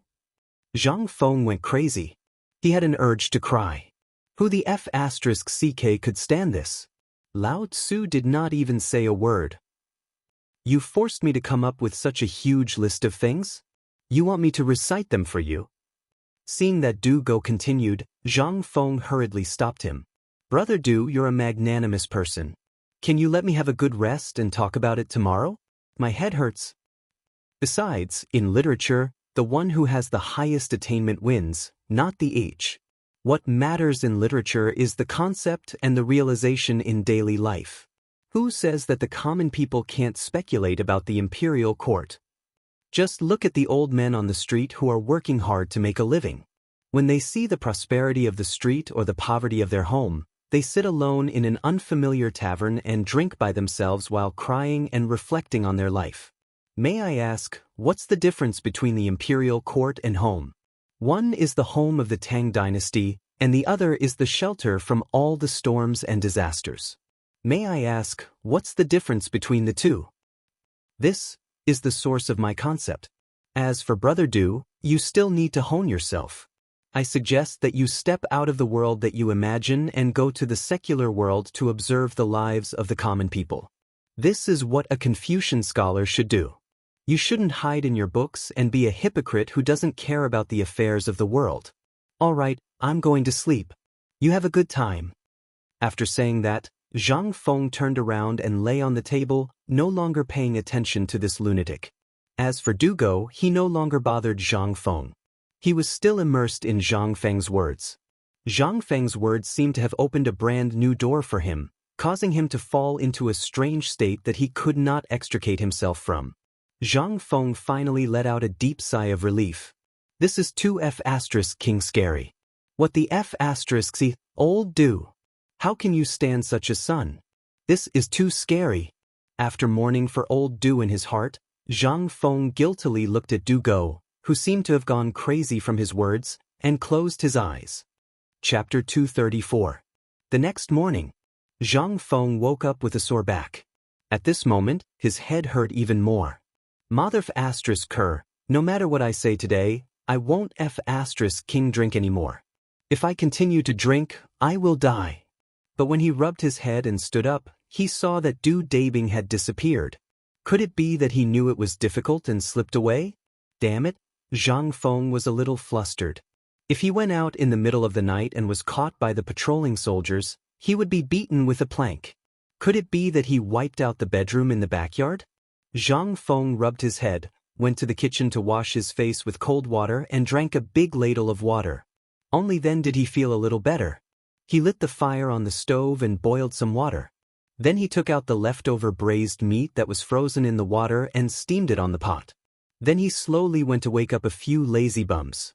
Chintiniu, get up. Stupid way. Get up and eat. You bums, get up.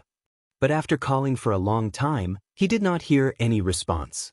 Zhang Feng was confused. Could it be that they drank too much last night and had not woken up until now? But it should not be to that extent, right? They had been calling for so long. Could it be that this group of young masters were all so sleepy? It was almost noon. Could it be that they really drank until they died? Zhang Feng was shocked. He just remembered that when he came out, Du Dabing was drinking. Then who drank before? He did not know. Could it be this group of second-generation young masters? They died? Zhang Feng was shocked and hurriedly pushed open the door. Instantly, there was a stench. Zhang Feng's snot and tears came out. He hurriedly looked around the room. Except for the messy sheets, there was nothing in the room. Not to mention people. Damn it. Where is he? Zhang Feng was a little flustered. He was most worried about Old Wei's son. This guy drank so much alcohol the night before and drank so much last night. He would be crippled. Could it be that this group of guys, behind his back, if he was gone and Lao Li came to ask for him, what should he do? At the thought of this, Zhang Feng's head hurt even more. Running out of the tavern, he saw the old scholar squatting on the street corner and dozing off. He hurriedly asked, "Old scholar, did you see those people who came out of my tavern this morning?" The old scholar looked at Zhang Feng as if he were a monster and asked, "Do they owe you money for the wine? Then did they take your things?" "Not really. Tell me, did you see it?" The old scholar nodded his head speechlessly. "I saw it. A few of them went out early this morning. They were cursing and swearing along the way. One of them was even carried on someone's back." Carried away?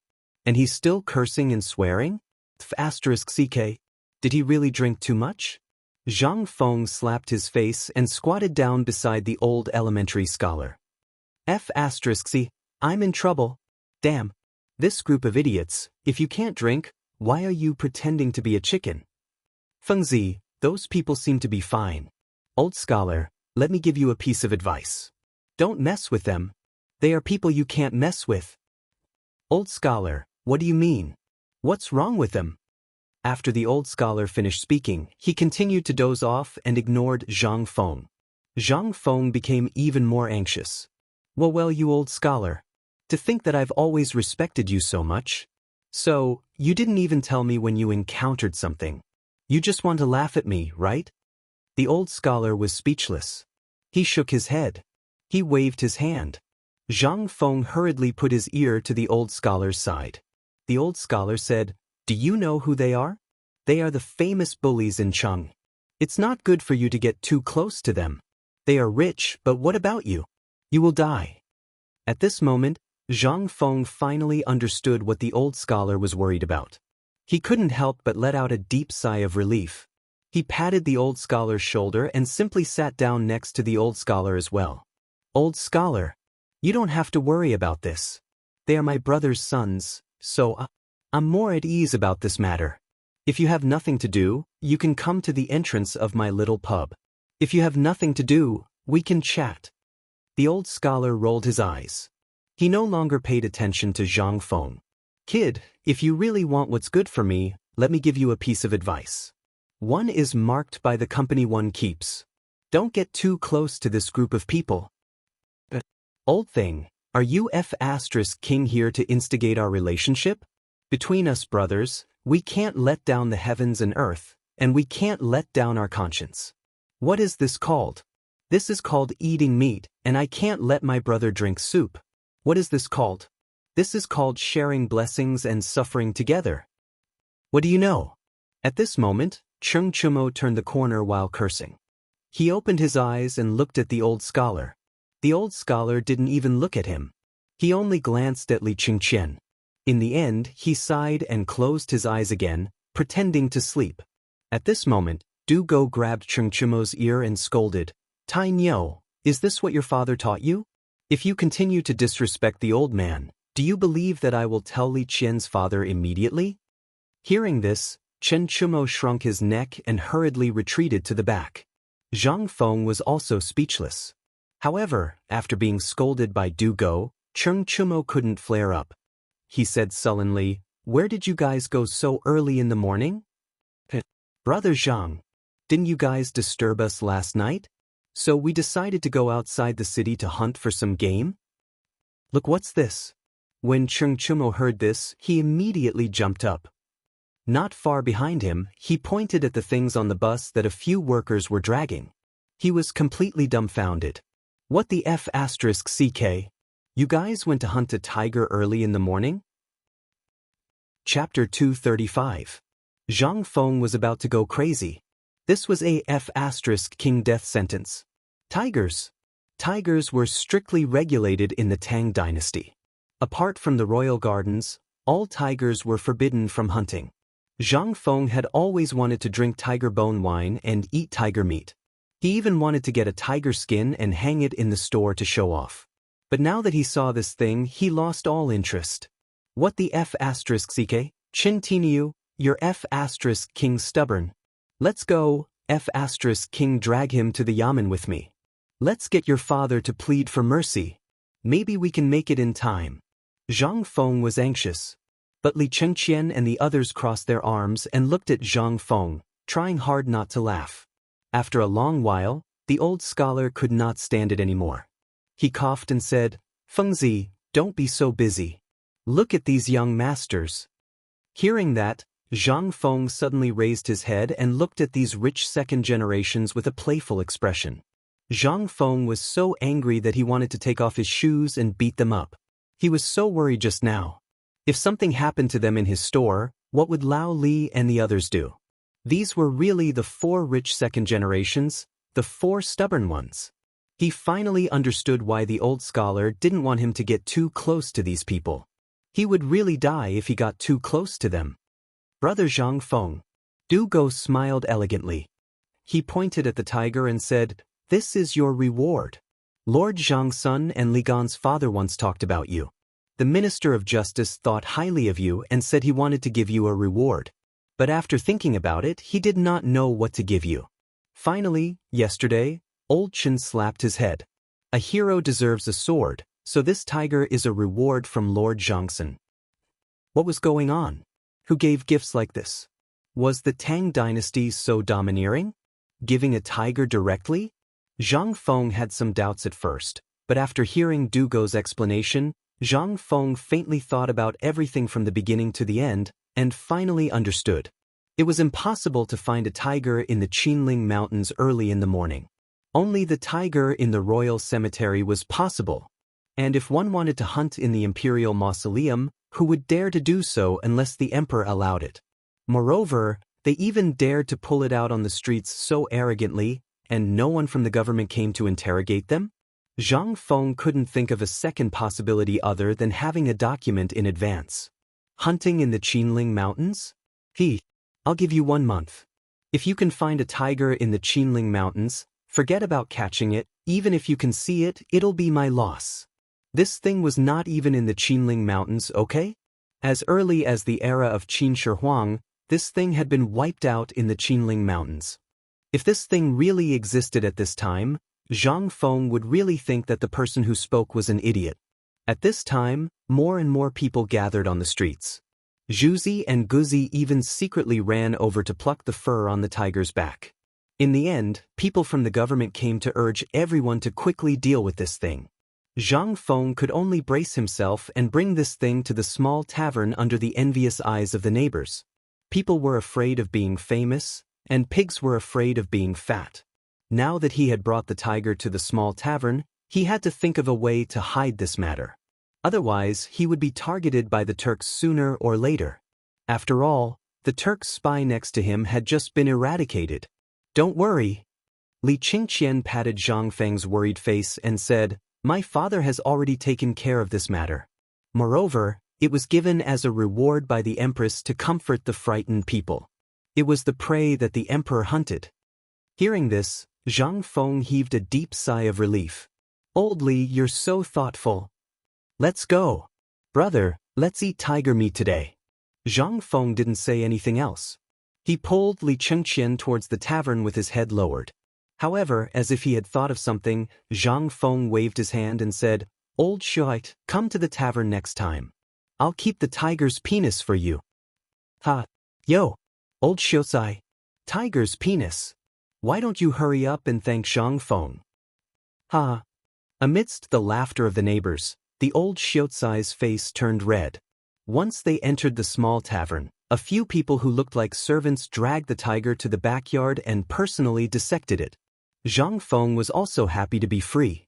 The few of them sat at the table and Zhang Feng asked gloomily, This is the surprise you gave me? Wei Shuyu shrugged and said, This morning, Du Dabing yelled at us and said that we gave you a rubbing last night but you didn't want it. So we were wondering if we should give you something new. In the end, Chin Tinius slapped his head and remembered that the Mountain Kings all had this in their homes. So, before the sun rose, we went out to tinker with this thing. Hearing this, Zhang Feng exploded. He stared at Li Chengqian and said, "So, you guys went to the Imperial Forest to poach?" Li Chengqian shrugged speechlessly. "Don't worry about this, my father will take care of it and you can eat to your heart's content. Do you think it's so easy to enter the Imperial hunting ground? If we can enter, it means that the Emperor already knew about it. So, you see, no one has come to ask, which means that the Emperor already knows about it." Chapter 236.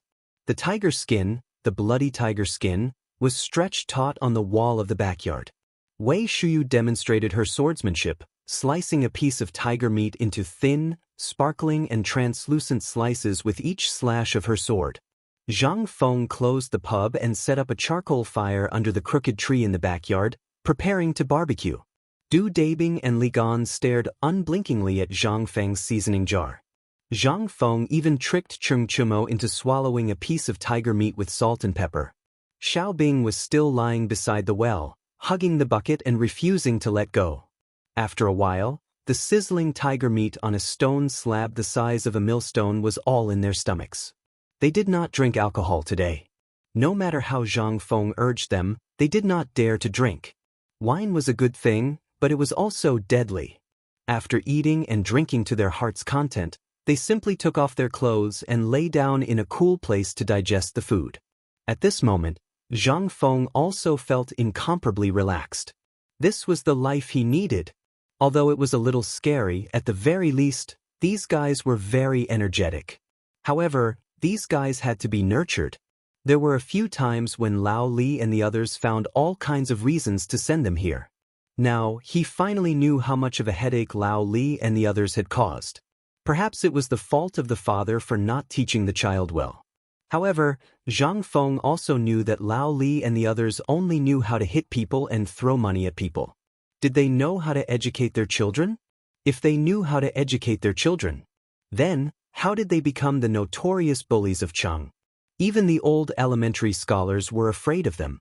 It was time to rectify the family's culture for Lao Li and the others. Du Dabing was a talent, but he was too King scary. He was a top student. It was best to encourage him to go to the Imperial College and then to the Ministry of Justice.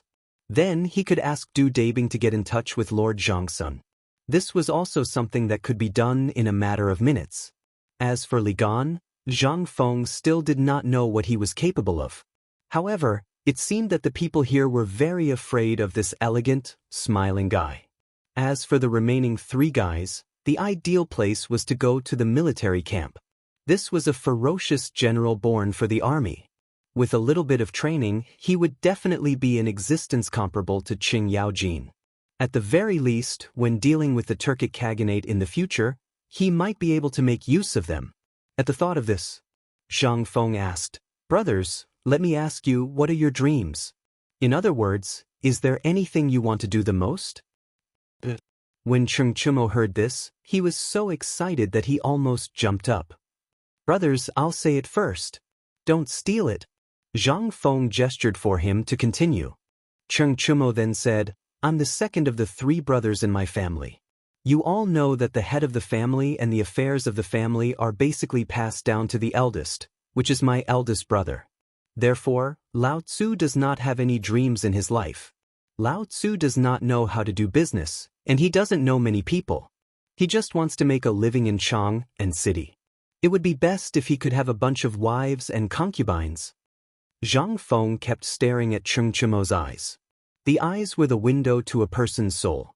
No matter how strong a person was, when faced with such a problem, even if he said the same thing, one would still be able to see what one needed the most from his eyes. At this moment, Zhang Feng saw indignation. Cheng Chumo was indignant. As the son of a duke, he was under too much pressure. He wanted to surpass his father, but his father told him that his achievements overshadowed his master's. Therefore, from then on, he began to give up on himself. He liked to play with swords and sticks, but until now he had only managed to get to the position of a lieutenant. Moreover, he was a dispensable idle person in Chang'an City. He was indignant, but what else could he do? This was the family of an emperor. Do you want to join the martial arts? Zhang Feng's sudden voice stunned Cheng Chumo, Wei Shuyu, and Zhang Sunchong. However, everyone's eyes glanced at Li Chengqian, intentionally or otherwise, and finally fell silent. How could he not? But now he also wanted to go. However, Lao Tzu did not want him to go. What else could he do? Zhang Feng understood Cheng Chumo's heart. Because just a moment ago, in that instant, he saw a flash of passion in Cheng Chumo, Zhang Sunchong, and Wei Shuyu's eyes. However, this flash of passion quickly disappeared without a trace. Zhang Feng seemed to understand something. He could not help but sigh in his heart. What kind of era was this? Everything is based on seniority. However, Zhang Feng could not help but have a strange look in his eyes. Previously, your father wanted you to come to me, as if he wanted me to teach you something. However, I refused because I felt that you were a burden. I don't know if you came to me in private or if your father asked you to come. Since I, Zhang Feng, am your father's friend, and your father did not say anything when you did not return last night, it means that your father recognizes me. So, do you want to become stronger? Do you want to soar? Do you want to spread your wings and soar in your favorite place? Do you want to break free from your shackles, get rid of your stubborn reputation, and be yourself for once? Chapter 237. Yes. Almost at the moment when Zhang Feng finished his words, everyone jumped up excitedly. Didn't they want to surpass their father? Surpass their glory? Alas, their brilliance was too strong. They wanted to soar, but their wings were tied down by their fathers. And they used a way to numb themselves to not think about this matter. They wanted to use this silent protest to change their father's mind. However, they had tried and it was useless, even though Cheng Chumo almost turned Chang'an City upside down and even dragged all the ministers' sons into the water. They became stubborn members. However, their fathers still berated them for being unfilial sons. They were prodigals. Who could understand what they wanted to do the most? No one. It could even be said that their father knew, but he did not allow it. But there were only 4 words. High merit intimidated the emperor. If their family wanted to pass on safely and live well under the emperor's nose, then high merit intimidated the emperor was a taboo. Therefore, Qing Yaojin would play dumb. Therefore, Wei Zheng and the group would rather have nothing than be tainted by other things. It was not that they did not have the means to make money, but they wanted to think for their descendants and their family. The emperor's power was unpredictable. This was the imperial court. This was their fate. Brother Zhang Feng, do you have any ideas? Zhang Sun also put away his cynicism and looked at Zhang Feng sincerely. Even Du Go looked at Zhang Feng with a burning gaze. As for Li Chengqian, he lowered his head silently. Zhang Feng looked around at everyone. I know what all of you are thinking. I know what all of you want to do, but I also know what your father is worried about. Your father is doing something big right now. And it is a very big thing. What is it? Cheng Chumo asked with reddened eyes. Zhang Feng took a deep breath and said in a low voice, Do you think it will be small when it is done for the emperor? Everyone was stunned. Could it be that this guy knew his father's identity? But why didn't anyone tell them? The crowd could not help but look suspiciously at Du Go. Seeing this, Du Go hastily shook his head. But nobody seemed to believe him. Du Go was anxious and asked, Zhang Xiong, you said that our father is working for His Majesty? How come we didn't know about it? And such a big thing. How did you know about it? Can you tell us? Hearing this, everyone's eyes gathered on Zhang Feng. Zhang Feng smacked his lips and said, Actually, this whole thing started with the eggs. You guys should still remember that, right? Since then, they have been working for His Majesty, and I hope that you will all keep your mouths shut. If you dare to speak nonsense about this matter, even Heavenly King Lao Tzu won't be able to save you. Everyone heaved a sigh of relief. They thought that Zhang Feng knew their father's true identity, but now it seemed that he still didn't know. Although their father did not tell them much about what happened after that, they more or less knew. After all, they were living under the same roof, so how could they not know? Zhang Feng saw this and said again, I know that Lao Li and the rest will definitely not let you guys get involved in this, so guess what you are worried about, right? You are wrong. Your father is doing this to protect your lives. The fewer people involved in this matter, the better. So I can understand why you guys are acting this way. But today, I want to talk about something else. This matter will definitely not affect them, and it will also allow you to be in the right position and do the right thing. What is it? Just say it. That's right, brother, you are so wishy-washy. Are you a man? Just say it. Do you want us to take over the mountain and become kings? Or do you want us to do something else? Just say it. Cheng Chumo was so anxious that he was going crazy. Zhang Feng laughed mischievously, infuriating everyone. Zhang Feng waved his hand and said, Think about it, what should a man, a hot-blooded man, do? Protect the country. To die on the battlefield. Cheng Chumo and Wei Shuyu said in unison. But the next moment, everyone was stunned. Did he mean to let them enter the camp? Zhang Feng got up, put his hands behind his back, and raised his head to the sky, letting the wind blow his long hair, which danced wildly in the wind. He shouted loudly, drunk, looking at the sword under the lamp, dreaming of blowing the horn and joining the camp. 800 miles of the army under the scorching heat, 50 bowstrings turning over the Great Wall, soldiers gathering on the battlefield in autumn. The horse is fast, the bow is like a thunderbolt, the string is frightening. But the king of the world, winning the reputation of life and death, poor things happened in vain. The bright moon of the Qin and Han dynasties, the long march of thousands of miles did not return, but the general of Longcheng flew, not allowing the horse to pass the Yin mountain. The two poems came out.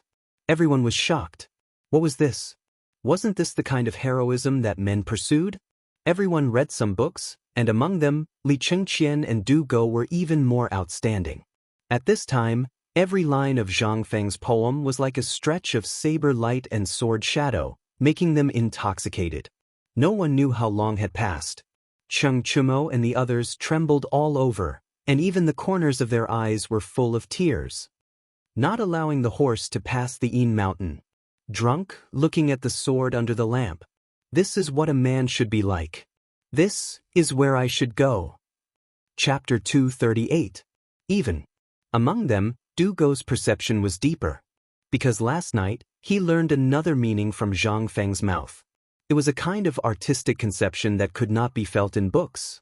He had been pondering about it before, and even followed them to hunt the tiger today.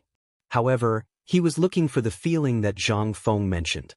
But, unfortunately, until now, he still could not understand the artistic conception that Zhang Feng mentioned.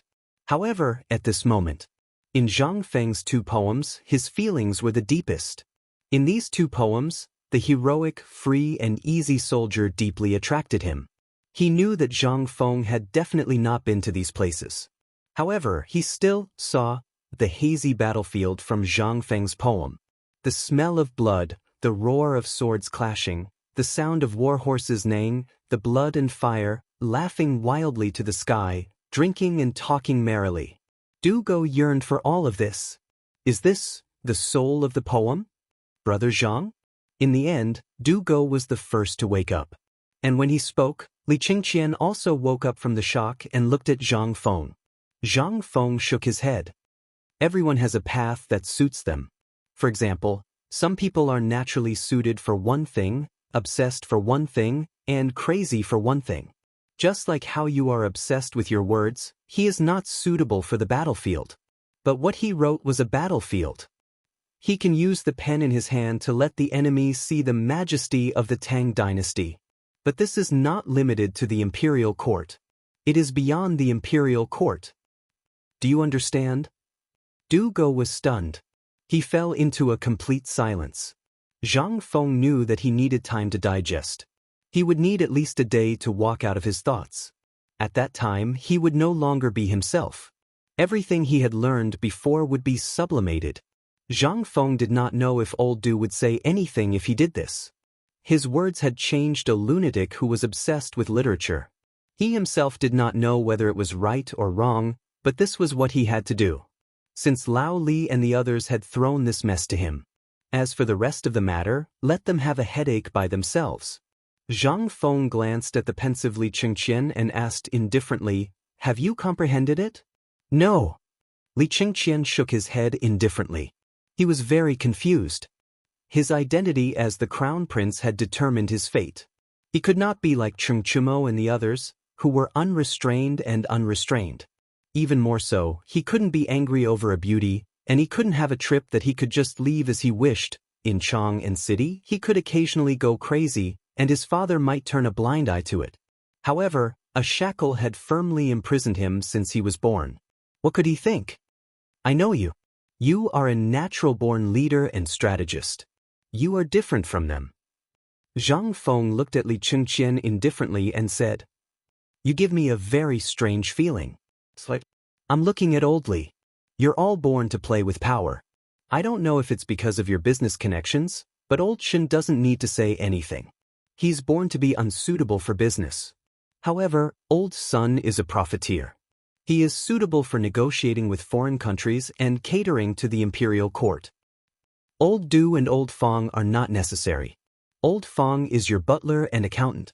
Old Du is not suitable for business. He is a natural-born lobbyist to deal with the people.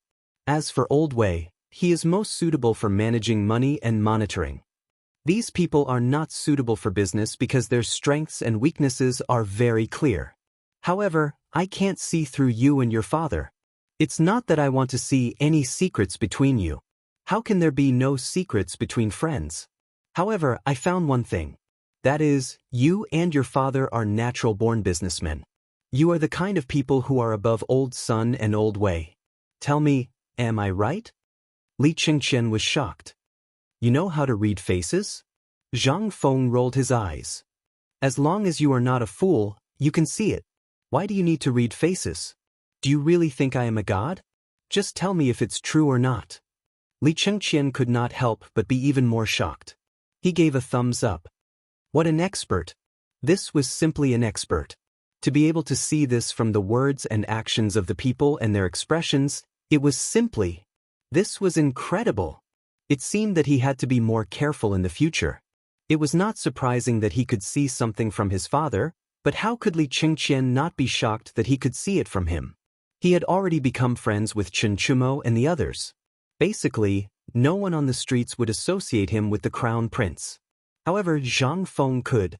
How could Li Qingqian not be shocked? "Right, brother Zhang Feng, I have a question to ask you. Please speak." Zhang Feng was laughing in his heart. To be able to fool this group of people, it was simply, what he was most afraid of was Du Dabing's mouth and Chen Haniu's slaps. He was simply going crazy. When he was agitated, he would give you a slap. Occasionally, he would even give you a slap. The key was that this slap was like a hammer hitting his body. Zhang Feng had to think of a way to get rid of this group of simple-minded people. As for people with such great strength, what was the most suitable for them? The military camp. As for Du Dabing and Li Qingqian, what was the most suitable for them? Chapter 239. Li Qingqian thought for a long time. Combining the two poems that Zhang Feng recited and the words that he said to Dugo, he could faintly feel that Zhang Feng was standing from the perspective of a businessman. He wanted them to break away from being good merchants and advance in their career. Cheng Chumo and the others were strong, so they were undoubtedly the best place to return to the military camp. However, would Emperor Father agree? Would Uncle Cheng and the others agree? He didn't know. Li Qingqian asked, "You want them to go to the military camp, but what about Du Dabing and me? Where do you think the two of us are suitable?" "The two of you? I think the most suitable place is the Ministry of Justice." Zhang Feng said confidently, "The Ministry of Justice. Right now, your father and Zhang Sun Wuji have already formed an inseparable bond. Take this cooperative for example. Even if Zhang Sun Wuji wants to break away from your father, he won't be able to do so." Li Qingqian frowned and asked, "Why?" "Isn't it simple? Binding benefits. The instigator of this matter is your father, and your father has already carried it out. Other than the government, who is the first to implement this, which means that the emperor has tacitly approved of it. Do you think that the emperor will hand this matter over to others?" Li Qingqian thought for a moment before shaking his head. Isn't that enough? The emperor wants to seize control of the economy, so he will definitely need merchants, and your father is the best candidate. At this time, your crisis has also appeared. The more you walk down this path, the more dangerous it will become. If you don't make use of this opportunity to change your identities, it would be best if one of you can enter the Ministry of Justice while the emperor is in a good mood. I have observed you for a while now. You are the best candidate. Du Dabing is too stubborn, so he needs someone to restrain him, and you are the key. Thus, I think that you are the best candidate. However, I suggest that you start with the Ministry of Justice, which means that you will be exiled from the army. This way, the emperor won't be able to see your motives. This way, after the war with the Turks, you will be a meritorious official. Returning to the imperial court as a meritorious official and being conferred a title of nobility will be a matter of minutes. How about it? How do you choose? Li Qingqian was shocked. If his family was really a merchant, then this would be a brilliant plan. Unfortunately, they were the royal family. Royal family? Was there a need to do this? No need. Then why is Zhang Feng in such a hurry for me to clear my identity? Furthermore, he had to protect himself. Could it be that something big was about to happen? Brother Zhang Feng, why does it sound like something big is about to happen? Zhang Feng's voice was grave. Originally, I wanted to say it the night before, but I got drunk. It's not your father's fault. They were just happy. However, you must go back and tell your father and the others about this matter. Tell them to be vigilant. When Li Chengqian saw Zhang Feng like this, he could not help but become somewhat nervous. He hurriedly asked, "Brother, tell me, do you know about the Guanlong group?" Buzz. Li Qingqian's expression suddenly changed. And it was a huge change. Guanlong. That was a taboo word for everyone in the Tang dynasty. It was a name that even the royal family was very afraid of. What's wrong with the Guanlong group? Are they going to shoo? Zhang Feng hurriedly kept quiet. Then he put his arm around Li Qingqian's neck and said, "Keep your voice down. Do you want to die? Do you know the night before? The night your father went back, the Tujue's nest next door was destroyed by the imperial court. Maybe there are people from the imperial court lying in ambush around now. Don't be loud." Li Chengqian hurriedly nodded. Although he knew. "I'm telling you, this is inevitable. The Guanlong group has been controlling the economic lifeline of the Tang dynasty for years. It's impossible to get rid of their control. But now the emperor wants to get rid of their shackles and reorganize the economy of the Tang dynasty. Then, there will be a conflict of interest with the Guanlong group. So, this is inevitable." Li Qingqian was shocked. The Guanlong group, that was a terrifying existence that had destroyed the previous dynasty, and the Li clan had only been able to rise to power because of the Guanlong group's support. That was how they had established the great Tang dynasty. Imperial Father's greatest wish was to crush the Guanlong group, but now, you're saying that the cooperative has affected their interests? This is inevitable. I suspect that the emperor must have made arrangements.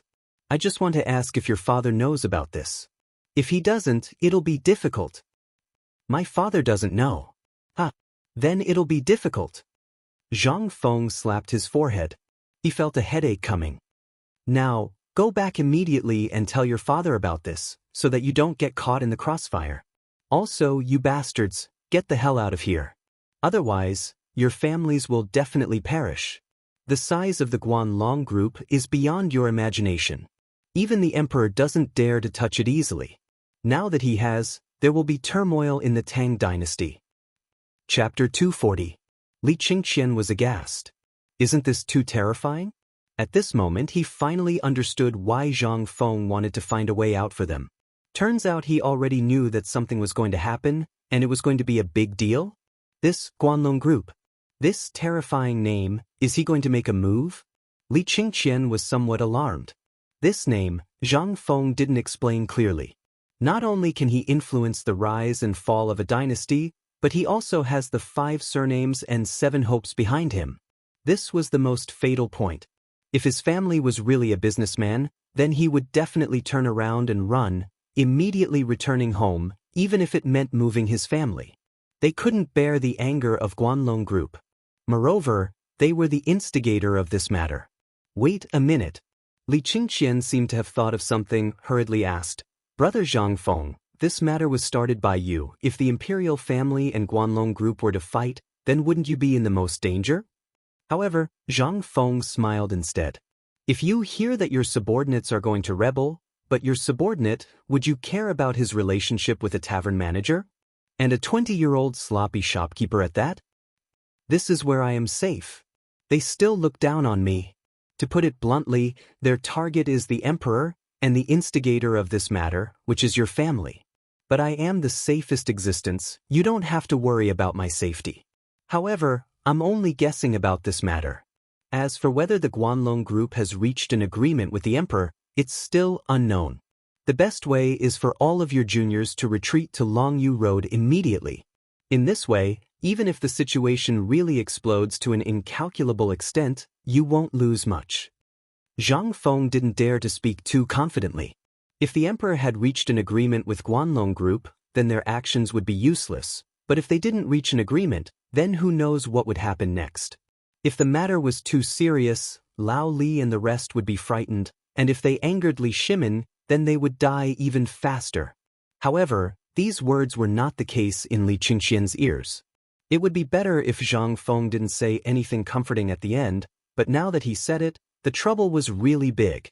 Li Qingqian asked with some worry, then what do you think, if the emperor is not prepared for this matter, or if the emperor doesn't know about Guanlong Group's conspiracy, then what should we do?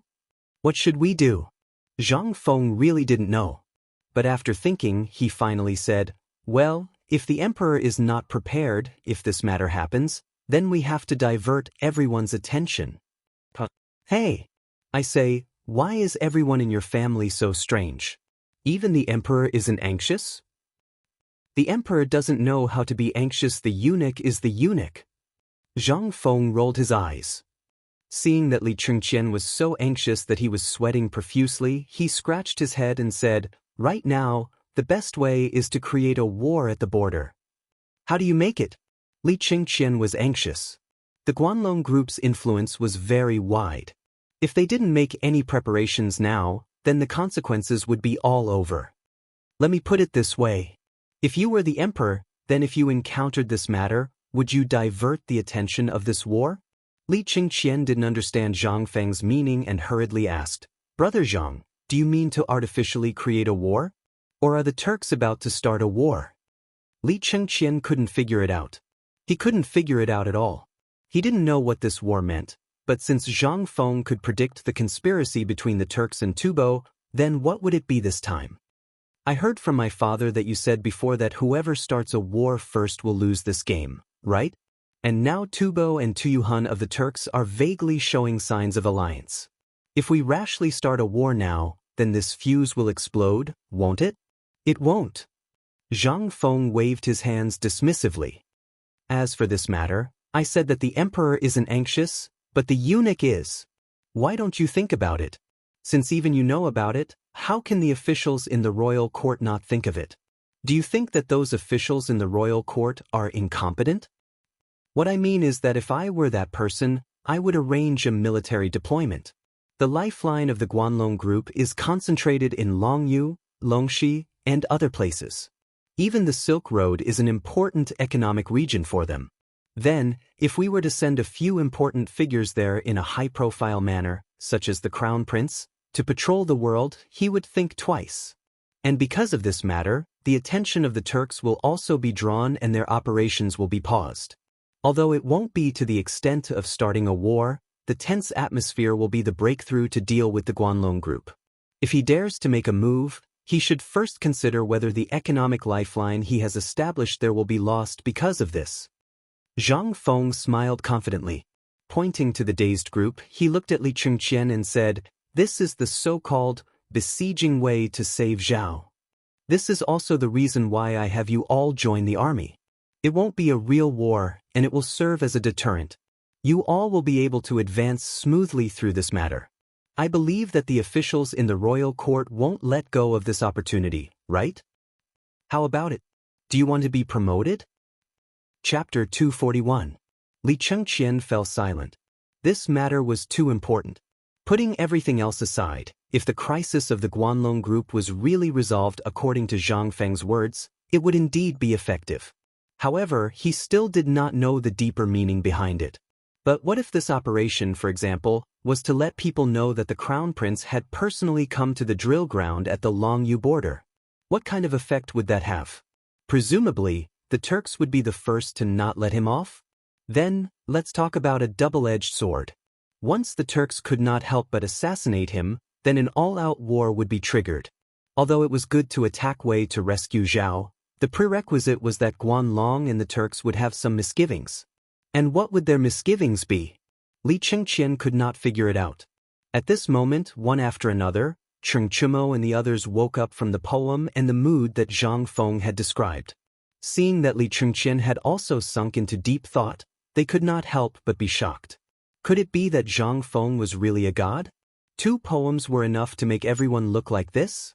Originally, he had thought that only the fist and Du Dabing's mouth were the most powerful knives. But now, Cheng Chumo suddenly felt that Zhang Feng's mouth was the real sharp weapon. If this was placed on a battlefield with thousands of soldiers and horses, then wouldn't it mean that as long as he sat there and shouted 2 poems, the enemy would disarm? Damn it! At this moment, Zhang Feng finally heaved a sigh of relief. He was a person who threw a brick to attract jade. He wanted these people to find their own path and not blindly follow the crowd. What only the imperial court was suitable to serve the country. That was all bullshit and all talk. If everyone in the world was like that, then who the hell would be guarding the border? And now, after drinking with Lao Li and the others 2 nights ago, and after hearing that the Turk spy had been caught, until today, there were no other rumors or any movement from the Turks. Zhang Feng could not help but feel that something was wrong. What exactly was wrong? Zhang Feng didn't know. However, he could faintly sense that there was a pair of enormous hands that surpassed the Tubo Turks. Perhaps the controller was overlooking everything in Chang'an. This feeling made Zhang Feng very unhappy. Therefore, when Yu Du Go and the others were chatting, Zhang Feng could faintly guess that it was the Guanlong group. At this time, the 5 surnames and 7 hopes would not make a move. However, this Guanlong group was an alliance established in the Guanlong region by the 5 surnames and 7 hopes to handle the economy. That was why it was commonly known as the Guanlong group. The Guanlong group was bound to be paying attention to every move in Chang. Although Li Shimin had spread the matter of the cooperative to various states, the source was still in Chang, in Li Shimin. This was the most important thing. He didn't know what Li Shimin was thinking, but he, Zhang Feng, had to think of everything that he could think of before Li Shimin. He had to screen out the most correct way to deal with it. And finally, from the moment when he instigated Chen Tinyu and the others to enlist in the army, Zhang Feng finally thought of the best solution. That was the garrison troops that Qing Yaojin and Li Jing had deployed in Yuzhou and Longyu Road. Only when the garrison troops moved, or when a heavyweight in the imperial court suddenly went to the garrison in Longyu, would everyone's guess shift to the garrison in Longyu. Thus, Chang and would have a chance to breathe. Otherwise, not to mention Li Shimin, as long as the Guanlong group made a move, then in minutes, everyone in Chang, in city would be finished. Right now, all the arrangements had become a wedding dress for the Guanlong group.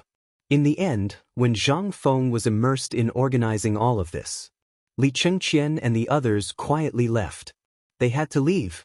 This matter was too big. On the one hand, Zhang Feng had succeeded in activating the enthusiasm of Du Go and the others to join the army.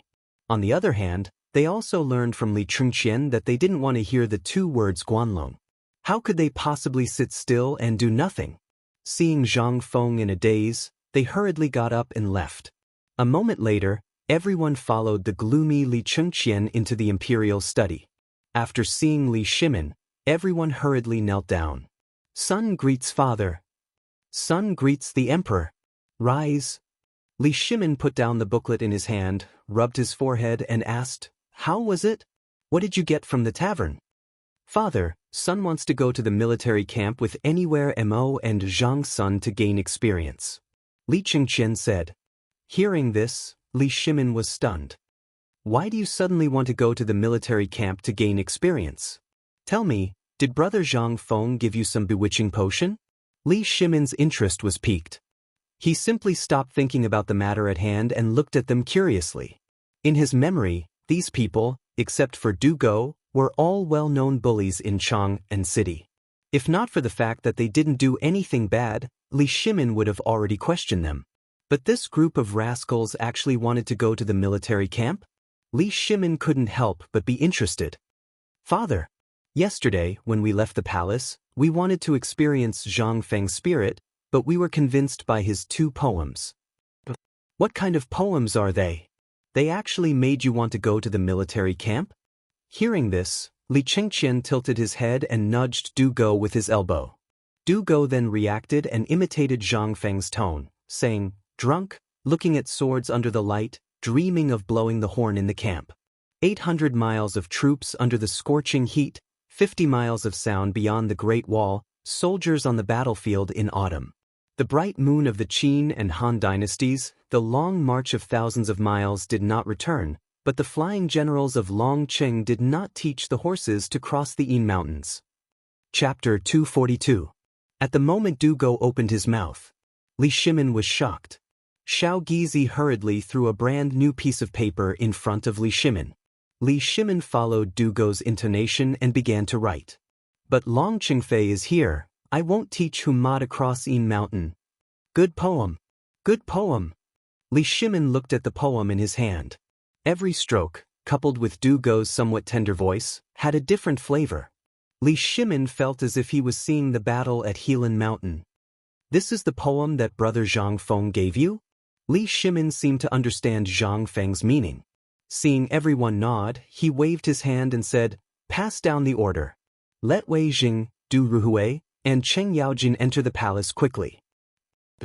Xiao Gizi hurriedly left. Li Shimin waved his hand and dismissed everyone.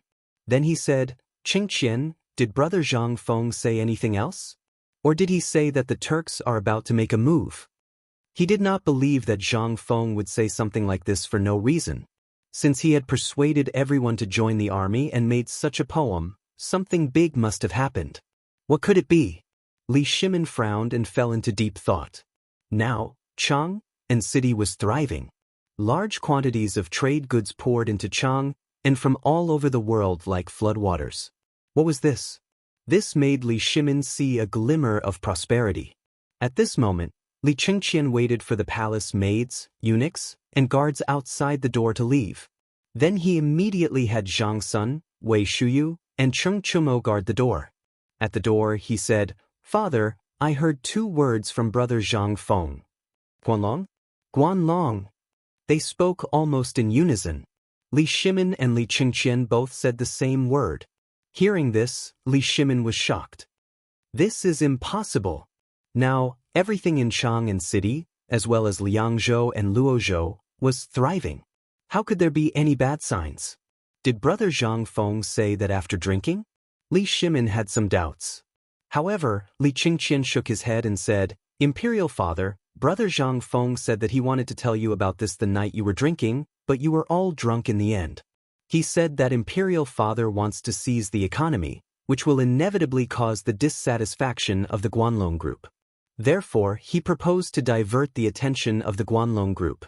Only in this way will I have a chance to deal with it." Hearing this, Li Shimin's expression turned serious again.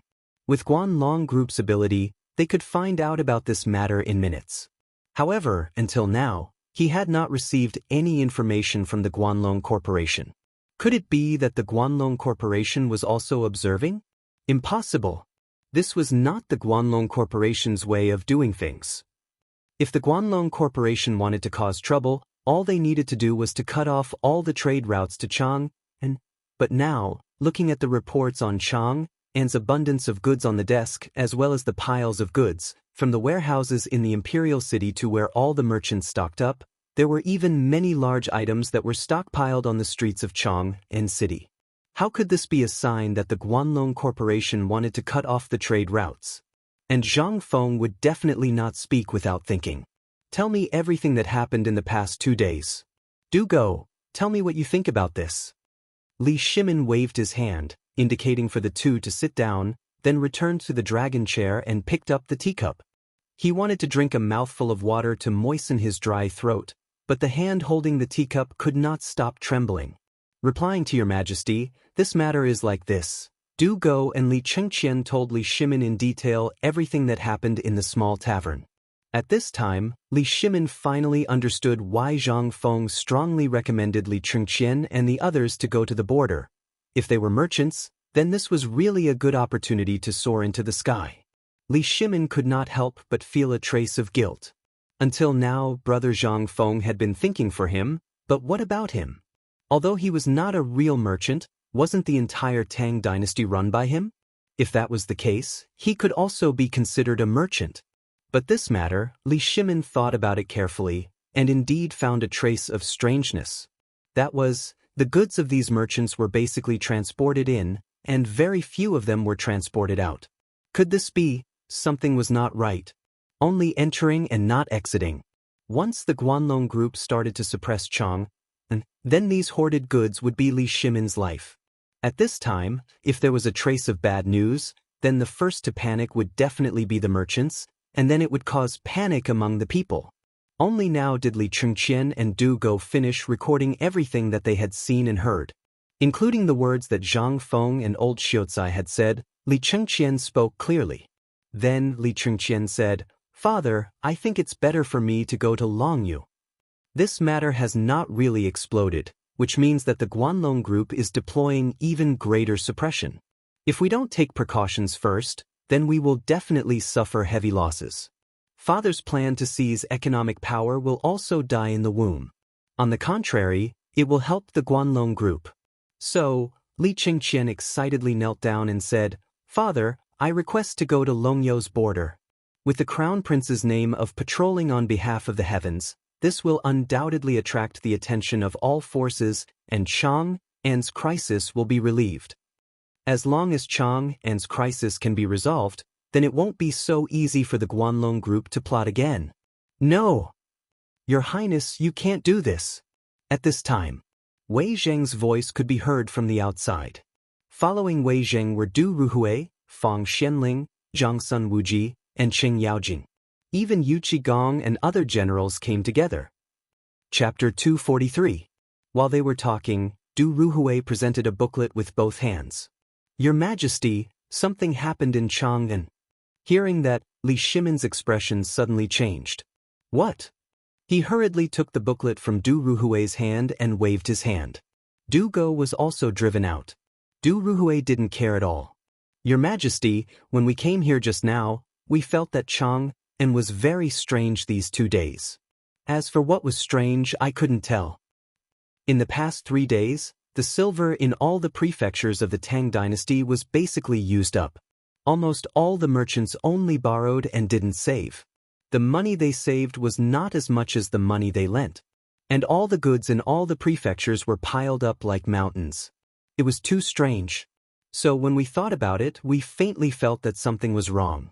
Just now at the door, I happened to hear the conversation between the Crown Prince and Du Go. So I thought, could it be that the suppression of the Guanlong group has begun?" Li Shimin's expression could not help but abruptly change. Finally, he understood what was wrong in Chang'an city. It seemed to be thriving, but the goods from Zhenla and other countries were basically in the city. Few people transported the goods out. This was absolutely impossible. Which merchant, after getting the goods, didn't sell them all over the world? But now when he thought of Guanlong, Li Shimin's forehead couldn't help but be covered with a fine layer of cold sweat. At this time, Yu Qigong cupped his fists and the armor all over his body clanked. "Your Majesty, I'm going back to Chang'an to report the military situation. But on the way, I also found something wrong. Even the shadow of the Guanlong group, which I rarely saw before, appeared among these people. I think, is the seemingly prosperous business in Chang'an city an illusion created by the Guanlong group?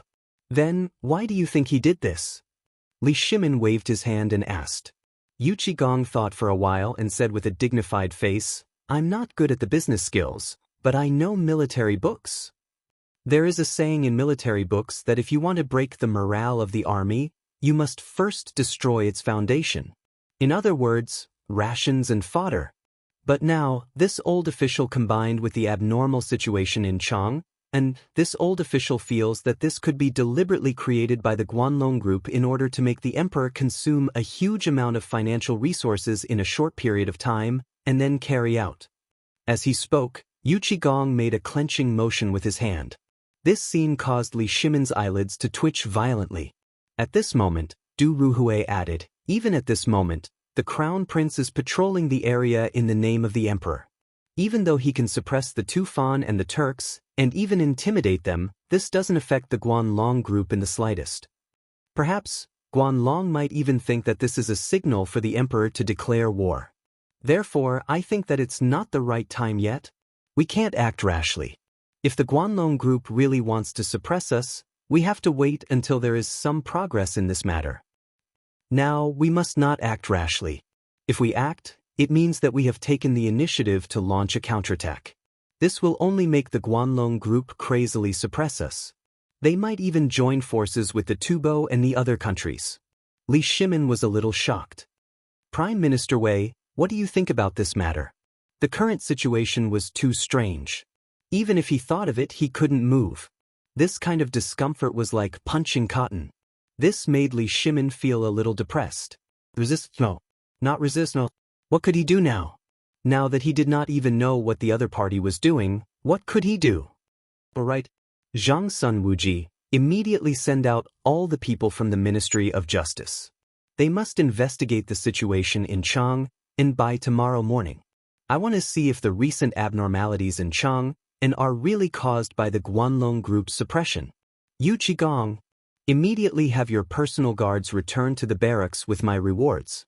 On the way back, make sure to check them carefully. This official obeys. The two of them hurriedly left. Li Chengqian was still standing there. Father, I think that the right way to solve this crisis is to go to the Longxi military camp immediately.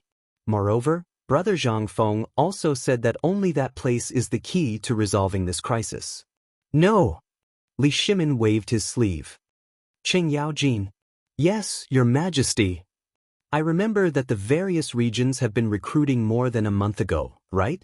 Cheng Yaojin bowed and said, Your Majesty, there are only about 30,000 new recruits in the vicinity of Chang, city this year. They are currently undergoing urgent training in the military camp outside Chang, city. Immediately take these tens of thousands of people to Longxi with my orders and create a war for me. When Cheng Yaojin heard this, how could he not know what the emperor meant? His eyes flashed and he excitedly clasped his fist. That's great. I haven't fought for a long time. Li Shimin's face darkened. Use your brains before you go to war. Think about how to get the locust eggs out of Longyu. Cheng Yaojin slapped his head and said excitedly, I know. After that, everyone left. Only Li Chengqian was still standing there, stiffening his neck. Li Shimin frowned and scolded, Don't go for now. Learn more from Zhang Feng during this period of time. Don't get so worked up over such a small matter. What's wrong with you? Li Chengqian pursed his lips and suppressed the urge to go to the military camp. I'm stupid. Chapter 244. Cheng Chimo was very excited. He couldn't remember the poem, but on the way back, he used 10 jars of wine and asked Du Go to write it for him. At this time, it was placed on Cheng Yaojin's desk. Looking at the 2 words on the table, Cheng Chimo was so excited that his body was still trembling. His excitement caused the entire Cheng residence to sink into a tense atmosphere. Now that Cheng Yaojin was hurriedly called into the palace by the emperor, they didn't know what would happen. But now, Cheng Chimo had come up with such a plan. At this time, even the concubine who came to serve him was scared by his eyes and quickly went to find Chuishi. When Chuishi saw Cheng Chimo's appearance, she was shocked. My son, are you suffering from hysteria? When Cheng Chimo heard this, he quickly went forward and supported his mother. Mother, I have decided to go to the army camp, like father. Nonsense. Chuishi was shocked. She quickly covered Cheng Chimo's mouth. This matter can't be said outside, don't mention it again. Mother! Now, even the crown prince is begging the emperor to go to the battlefield. How can I lose the prestige of our Cheng family? I have also decided that you must go to the army camp. Before your father hears this, you should just give up on this idea. Otherwise, with your father's temper, you will have to lie in bed for half a year. Chuishi rejected Cheng Chumo. His family was a duke, so many people were watching them. This was the case for a family of generals. A family can't have two generals. They all knew about Cheng Yaojin's talent. Since young, he was very interested in military books and all kinds of military affairs. If Cheng Yaojin wasn't a general or a duke, then he could fight for his future, but if he dared to go to the army camp now, it would bring disaster to the Cheng family. How could Chuishi dare to let such a thing happen? Chumo, I know you and I understand you, but this matter is too complicated. I know that you have been wrong these years, but you didn't come back last night, and now you are shouting about going to the battlefield. Are you hysterical? Or are you provoked? If you are bullied, say it, I will help you. My Cheng family's servants are all veterans who accompanied your father when he retired. Just say the word and this old lady will personally help you get back at them. When Cheng Chumo heard this, he was shocked. If this old lady were to find out about Brother Zhang Feng, wouldn't Brother Zhang Feng be doomed? He was a weak person who couldn't even withstand a slap. Thinking of this, Cheng Chumo quickly pulled Madame Chui's hand and said, Mother, look at this. As he spoke, Cheng Chumo solemnly opened one of the paintings. Chuishi used to be the daughter of a big family, so she had dabbled in calligraphy and paintings, especially those made by famous masters. These years, if it wasn't for her, this house would have become Cheng Yaojin's training ground. Those antique calligraphy and paintings must be used as fuel for the fire. At this moment, Miss Chui was completely stunned when she saw this piece of calligraphy. Drunk, looking at the sword under the lamp, dreaming of blowing the horn at the camp. Chumo, where did you get this poem? Chuishi's face became unusually dignified for the first time. She couldn't help but think of the two paintings in Cheng Yaojin's study room. Although the handwriting looked different, it was definitely written by the same person. Cheng Chumo saw that his mother was deflated, so he couldn't help but straighten his back. This is my brother Zhang Feng's calligraphy. How is it, mother, with the artistic conception in this painting, do you think that I should go to the battlefield? That's where I should go. What kind of poem can make you two have such expressions? At this moment, Cheng Yaojin's loud voice sounded from outside the door. Cheng Chumo was excited. He raised the painting and read it to Cheng Yaojin. Drunk, looking at the sword under the lamp, dreaming of blowing the horn at the camp, 800 miles under the command of his subordinates, 50 bowstrings sound beyond the Great Wall, the autumn soldiers on the battlefield. The horse moves quickly, the bow is like thunder, the string is frightening. Accomplishing the affairs of the world, winning fame in life and behind. Pitiful for nothing. Father, how is this poem? Cheng Yaojin glanced at Cheng Chumo indifferently. This was made by Zhang Feng? That's right. Father, I went to the tavern with Cheng Qian and the others yesterday. We were all bowed down to Brother Zhang Feng's talent, so perhaps Cheng Qian, Zhang Sun Chong, and the others are thinking of a way to go to the military camp right now. Cheng Yaojin heard this and stroked his beard. No one could see any change in his expression. His Majesty knows about this. His Majesty's intention is for all of you to stay obediently for Lao Tzu and learn more useful things from Zhang Feng. The Crown Prince was blocked, but you? Do you think you're worthy of going to the battlefield? You haven't embarrassed Lao Tzu enough. Get out of here. Take advantage of the fact that Lao Tzu hasn't gotten angry yet. The excitement in Cheng Chumo's eyes slowly disappeared. However, when he heard that the Crown Prince couldn't go, and when he heard his father's words, he hurriedly ran away. When Cheng Chumo ran away, Cheng Yaojin's expression immediately became excited.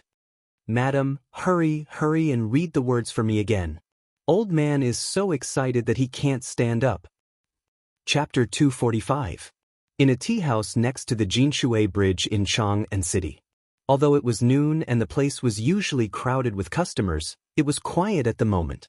Burly men surrounded the tea house so tightly that not even a drop of water could trickle through. If anyone dared to come close, they would invite them to take a cold bath in the Jinshui River for free. On the second floor of the tea house, a few spoiled brats sat dejectedly at the tea table and sighed. Say something, Cheng Qian. If you can't think of a way, our chance to bring glory to our ancestors is gone. That's right. My legs were almost broken by my father. If Tainyo had come in time, my father would probably have broken my leg by now. Wei Shuyu was depressed to the extreme. He even politely read the 2 poems to his father. When he saw his father writing, he said what he wanted to say the most. However, what welcomed him was the inkstone that his father loved so much. Thinking about it now, Wei Shuyu's legs were shaking. If he didn't want to go, so be it. Did he have to be so angry and chase him all over the courtyard? Did you see Zhang Sunchong? His house is so close to here, why hasn't he come yet? Du Go asked doubtfully. Du Go had been covering his face the whole time. Now that he turned around, everyone finally understood why he was covering his face. This grandson had also been beaten up. As for who beat him up, don't even think about it. Other than Du Ruhui, who else could it be? Li Qingqian waved his hand and said, "We're not waiting anymore. Even if Chongzi isn't dead, he'll lose a layer of skin. He won't be coming today. Let me tell my father's intentions first." When everyone heard that, they hurriedly held their breaths. I've already told my father about our situation. My father's intention is that we are not allowed to go to the battlefield. I think this matter has something to do with Guanlong. If they know that the Crown Prince personally went to the barracks, it might anger the Guanlong group.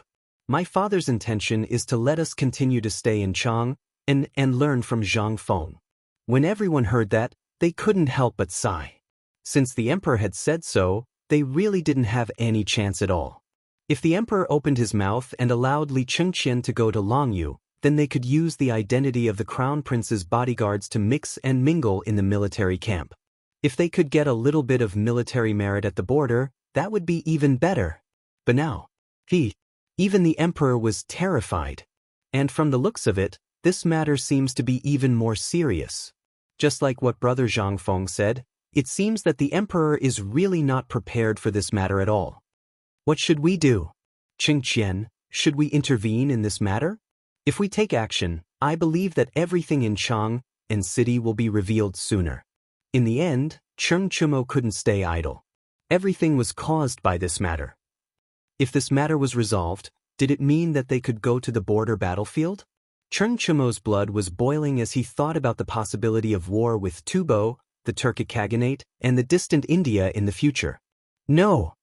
Li Qingqian shook his head. We don't know how Imperial Father will deal with this matter. If we investigate on our own, we'll probably hinder Imperial Father's plans. So, then we're just going to watch. Chen Chumo was anxious. Let's just pretend that this matter didn't happen. Let's do as Imperial Father said and go to Zhang Feng's little tavern first to learn his mysterious ability. If we learn it, then we'll benefit greatly for the rest of our lives. I agree with Qingqian. This time, Du Go didn't nag, but he agreed with Li Qingqian's decision. At this moment, there was a flurry of footsteps. Zhang Sun, with a bloody nose and a swollen face, was carried over.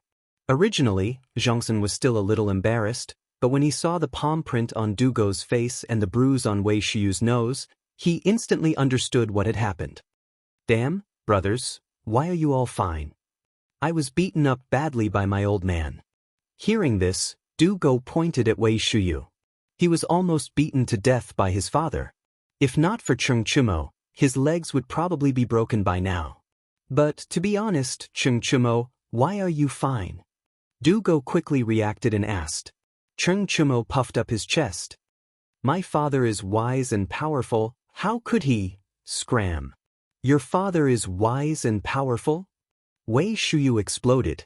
She and Zhang Sun roared at the two of them in disdain.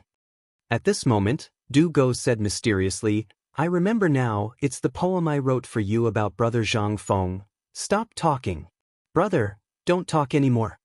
Cheng Chumo was anxious. Only then did everyone come to a realization.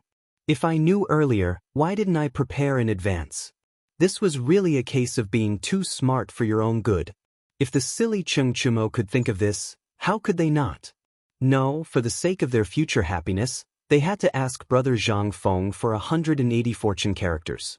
This thing was a life-saving talisman. Let's go. Brothers, let's go find Brother Zhang Feng. Didn't our fathers say to go find him to play? Go, go, go. What are we waiting for? Under Zhang Xuan's urging, everyone could not help but slap their heads and hurriedly get up and leave. Chapter 246. Zhang Feng was depressed. He was extremely depressed. Staring at the big pile of tiger meat on the salted water pot, he felt a headache coming on. He wanted to give it away, but no one dared to take it. Although the meat was good, obviously, as a slave, no one deserved to eat it. Just one sentence. No one deserved it. That gave Zhang Feng a headache. This group of idiots, they were really the bullies of Chang'an City. They had already thought of this point. If it weren't for the fact that he had sworn to give the tiger's innards and penis to the old Xiaocai, Zhuzi monkey, and old He, the army of flies would have made Zhang Feng have the urge to move out of his house. He had said that when he left, each of them would take a piece. Well, they all ran away. Zhang Feng fiddled with the 4 tiger claws and went to the medicine store to buy some herbs to make a big jar of tiger bone wine. But what should he do with the rest of the meat? The meat was very astringent and dry. If he made it into jerky, it would be like chewing tree roots. But if he didn't deal with it, he couldn't just let the meat rot, right? Zhang Feng had a headache. He lowered his head and put the firewood under the pot, letting the boiling salt water in the pot smoke the tiger meat. And at that moment, a few small heads carefully poked in through the curtain of the backyard. It was Guzi and the others. They were looking at the meat on the pot and swallowing their saliva. Guzi! What are you doing? At that moment, the old scholar's angry voice sounded behind them. They were so scared that they wanted to run away. At that moment, Zhang Feng also heard the voice. He hurriedly turned his head and his eyes lit up. Guzi! Come here, do you want to eat tiger meat? Just one sentence. Guzi and the others were rooted to the ground. The old scholar glared at Zhang Feng, exasperated at his failure to live up to his expectations. It seems that you really want to spoil them. Zhang Feng chuckled. Isn't it because the meat will spoil if they don't eat it? Come. Old elementary scholar, you came just in time. I just made a big pot of tiger bone soup and was thinking of sending it over to you. Since you're here, let's have a drink or two. You! The old elementary scholar sighed and waved his hand. He fished out a bag of snacks from within his robes. He had originally intended to give it to Zhang Feng as thanks for his tiger penis, but now he had given it to these children. Seeing the children timidly snatch the packets of snacks from the old scholar's hands and play around in the small courtyard, the old scholar's eyes couldn't help but reveal a trace of kindness as he looked at the children. He had no children. He didn't even have any relatives. He had lived his entire life in fear, not daring to do anything. The only reason he dared to walk out of the house he had left and onto the streets was because of his courage. On one hand, it was because he was poor and needed to eat. More importantly, he wanted to see this group of children. These children represented vitality. He always felt that a person's house was no different from a grave. Old Xiaocai, what's wrong? Did he miss her? Sometimes I think that since you're so talented and knowledgeable, why don't you teach these children how to read? If that's the case, don't say it again. Before Zhang Feng could finish, the old scholar had already interrupted him. Are you trying to send this old man and this group of children to their deaths? If I really did that, the Imperial College would be the first to come after me. Do you think that knowledge is something that anyone can do? Can anyone teach others? Zhang Feng pursed his lips. Then tell me, among these people, some of them can read a little. Didn't they become apprentices in the neighborhood? Don't tell me you want your stomach full of knowledge to be buried just like that. The old scholar shook his head bitterly. Fengzi, pour me a bowl of wine. Zhang Feng knew the old scholar's current situation. He got up and scooped out a big bowl of bone soup from the pot. He ordered the lackey and the others to wash their hands and then filled the bowl himself. Then he cut a big piece of cooked tiger meat from the steaming pot, seasoned it, and put it on the small table. After that, he took a jar of 35% low-alcohol wine and poured a bowl for old Xiaocai. The meat was very fresh and salty. The old scholar ate a piece, curled his lips, and drank the wine. Fengzi, you know my identity. Do you think that with my identity, the emperor and the laws of the Tang dynasty will allow me to teach and take in disciples? What's the difference between this and rebellion? Well, Zhang Feng fell silent. He had been thinking about finding an opportunity to tell old Xiaocai to open a private school. On the one hand, it could let the lackey and the children of the slaves gain more knowledge. On the other hand, it could also let old Xiaocai not be so lonely. It was a kind of suffering where one had a lot of skills but no place to show them. He understood. To put it bluntly, he and the old scholar were the same kind of people. However, he still forgot the laws of this era. Zhang Feng sighed deeply. Just you wait, old scholar.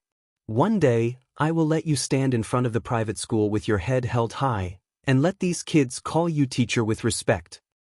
How can you leave me out of this matter? Yes, brother Zhang Feng. How about we teach these children too? Chapter 247. Along with the voice. Go, Z and Th stopped making noise and stood timidly in the corner. They looked at the people who were dressed so extravagantly in fear. They knew these people. Their parents had warned them not to offend these people. These were the bullies of Chang and city. They even dared to kill the tiger of the emperor's imperial plantation. They should never offend such people. They had to run as far as they could. At this time, Zhang Feng also saw the people who had left and returned. The old scholar sighed, clasped his hands and walked away unsteadily. When he left, he took Zhang Feng's jar of wine and the big bowl of meat soup with him. Zhang Feng didn't care. These were for the old scholar. You guys, why did you come back? Zhang Feng rolled his eyes. I thought you had gone to Longyu. Zhang Feng waved his hand and took out 2 tiger hind legs from the pot. He put them on a bamboo rake and handed them to Guzi to share. Then he looked speechlessly at Chengchumo and the others who were holding a jar of wine. Isn't it because our father doesn't want us to go? We are tired of Chang and city. You are the best. So, get out of here. Zhang Feng rolled his eyes. Are you addicted to eating for free? Of course not. What do you want us to do? We promise you we will do a good job. Chengchumo said directly. Zhang Feng's eyes were wide open. Do these guys mean they are going to stay here? I can't even drive them away. Zhang Feng didn't believe it and said, Then you go chop firewood for me. I want you to fill up the yard by tonight. Chengchumo looked at Zhang Feng strangely and asked, Are you sure? Okay, deal. Chengchumo casually agreed, took a sip of wine, and went out with the wine jug in his arms. Zhang Feng's eyes were wide open. Li Chengqian smiled faintly and said, Brother Zhang Feng, don't struggle. We came this time because we were chased out by our father and have nowhere to go. Moreover, we were also attracted by your miraculous cooking and drinking skills. So, don't waste your time. Just tell me, what else do you want to do? I guarantee that all of them will satisfy you as soon as possible. Zhang Feng was completely dumbfounded. What the hell? Okay. You don't leave. You do. Go and fetch water for me from the ancient well outside the city. Look, all 10 vats in this courtyard are filled to the brim. Before it's too dark. Idiot Wei. Wei Shuyu's face darkened when she heard that. My name is Wei Yu. Bathroom? Damn, this name. Zhang Feng was stunned. He was almost led astray by Wei Shuyu. They went to the front hall. Clean up the front hall for me. Don't leave a speck of dust. And you, Zhang Feng pointed at Li Chengqian. He thought for a while. There was really nothing to do now. But when he saw the meat on the pot, he smiled. Before the sky turns dark, steam the meat for me. Then cut it into 2 long strips. Okay. Li Chengqian smiled, cupped his hands, and went to the backyard. Zhang Feng was a little confused. Why wasn't this according to the plot? Damn it. Is there a problem somewhere? Zhang Feng couldn't figure it out, but looking at the setting sun, he took out 2 buckets, scooped the broth from the pot into the buckets, and carried them out of the door. He wanted to distribute the broth and bone broth to the neighbors before the sky turned dark. This was a good thing. He couldn't finish it all by himself. It was better to share it with the neighbors and let them have a taste. Tiger bone broth was a very rare thing even in the Tang dynasty. Today, thanks to the Empress, he would let everyone have a taste of this thing. A ladle of soup was delivered for more than 2 hours. Then, it was filled to the brim with treasures that each family was reluctant to eat. She brought it back for him. But when he came back, he was stunned. In the tavern's hall, all the tables and chairs were replaced with mahogany furniture. Even the counter was replaced with the most popular thing with a baffle that could open and close. This thing even came with a secret drawer. Zhang Feng wanted to buy it, but it cost 300 strings of coins. Zhang Feng touched the silver ingot in his arms and decided not to buy it. But now, this thing was placed neatly in the hall with the priceless mahogany tables and chairs. How could Zhang Feng not feel dizzy? What's going on? Did I come to the wrong door? Zhang Feng asked as he looked at Chengchumo and the others sitting in the hall, each holding a big bowl of tiger bone broth and gnawing on a big lump of meat. When Zhang Feng's voice fell, everyone burst into laughter. Ha! Li Gan, you lost, didn't you? Come, bring the money. 10 taels per person. Don't go back on your word. Zhang Feng was speechless. On the other hand, there was not a single speck of dust on the floor and the plaque above the tavern counter that said, honest to all. He didn't know how Wei Shuyu did it. But looking at the money bags in their hands, Zhang Feng seemed to understand something.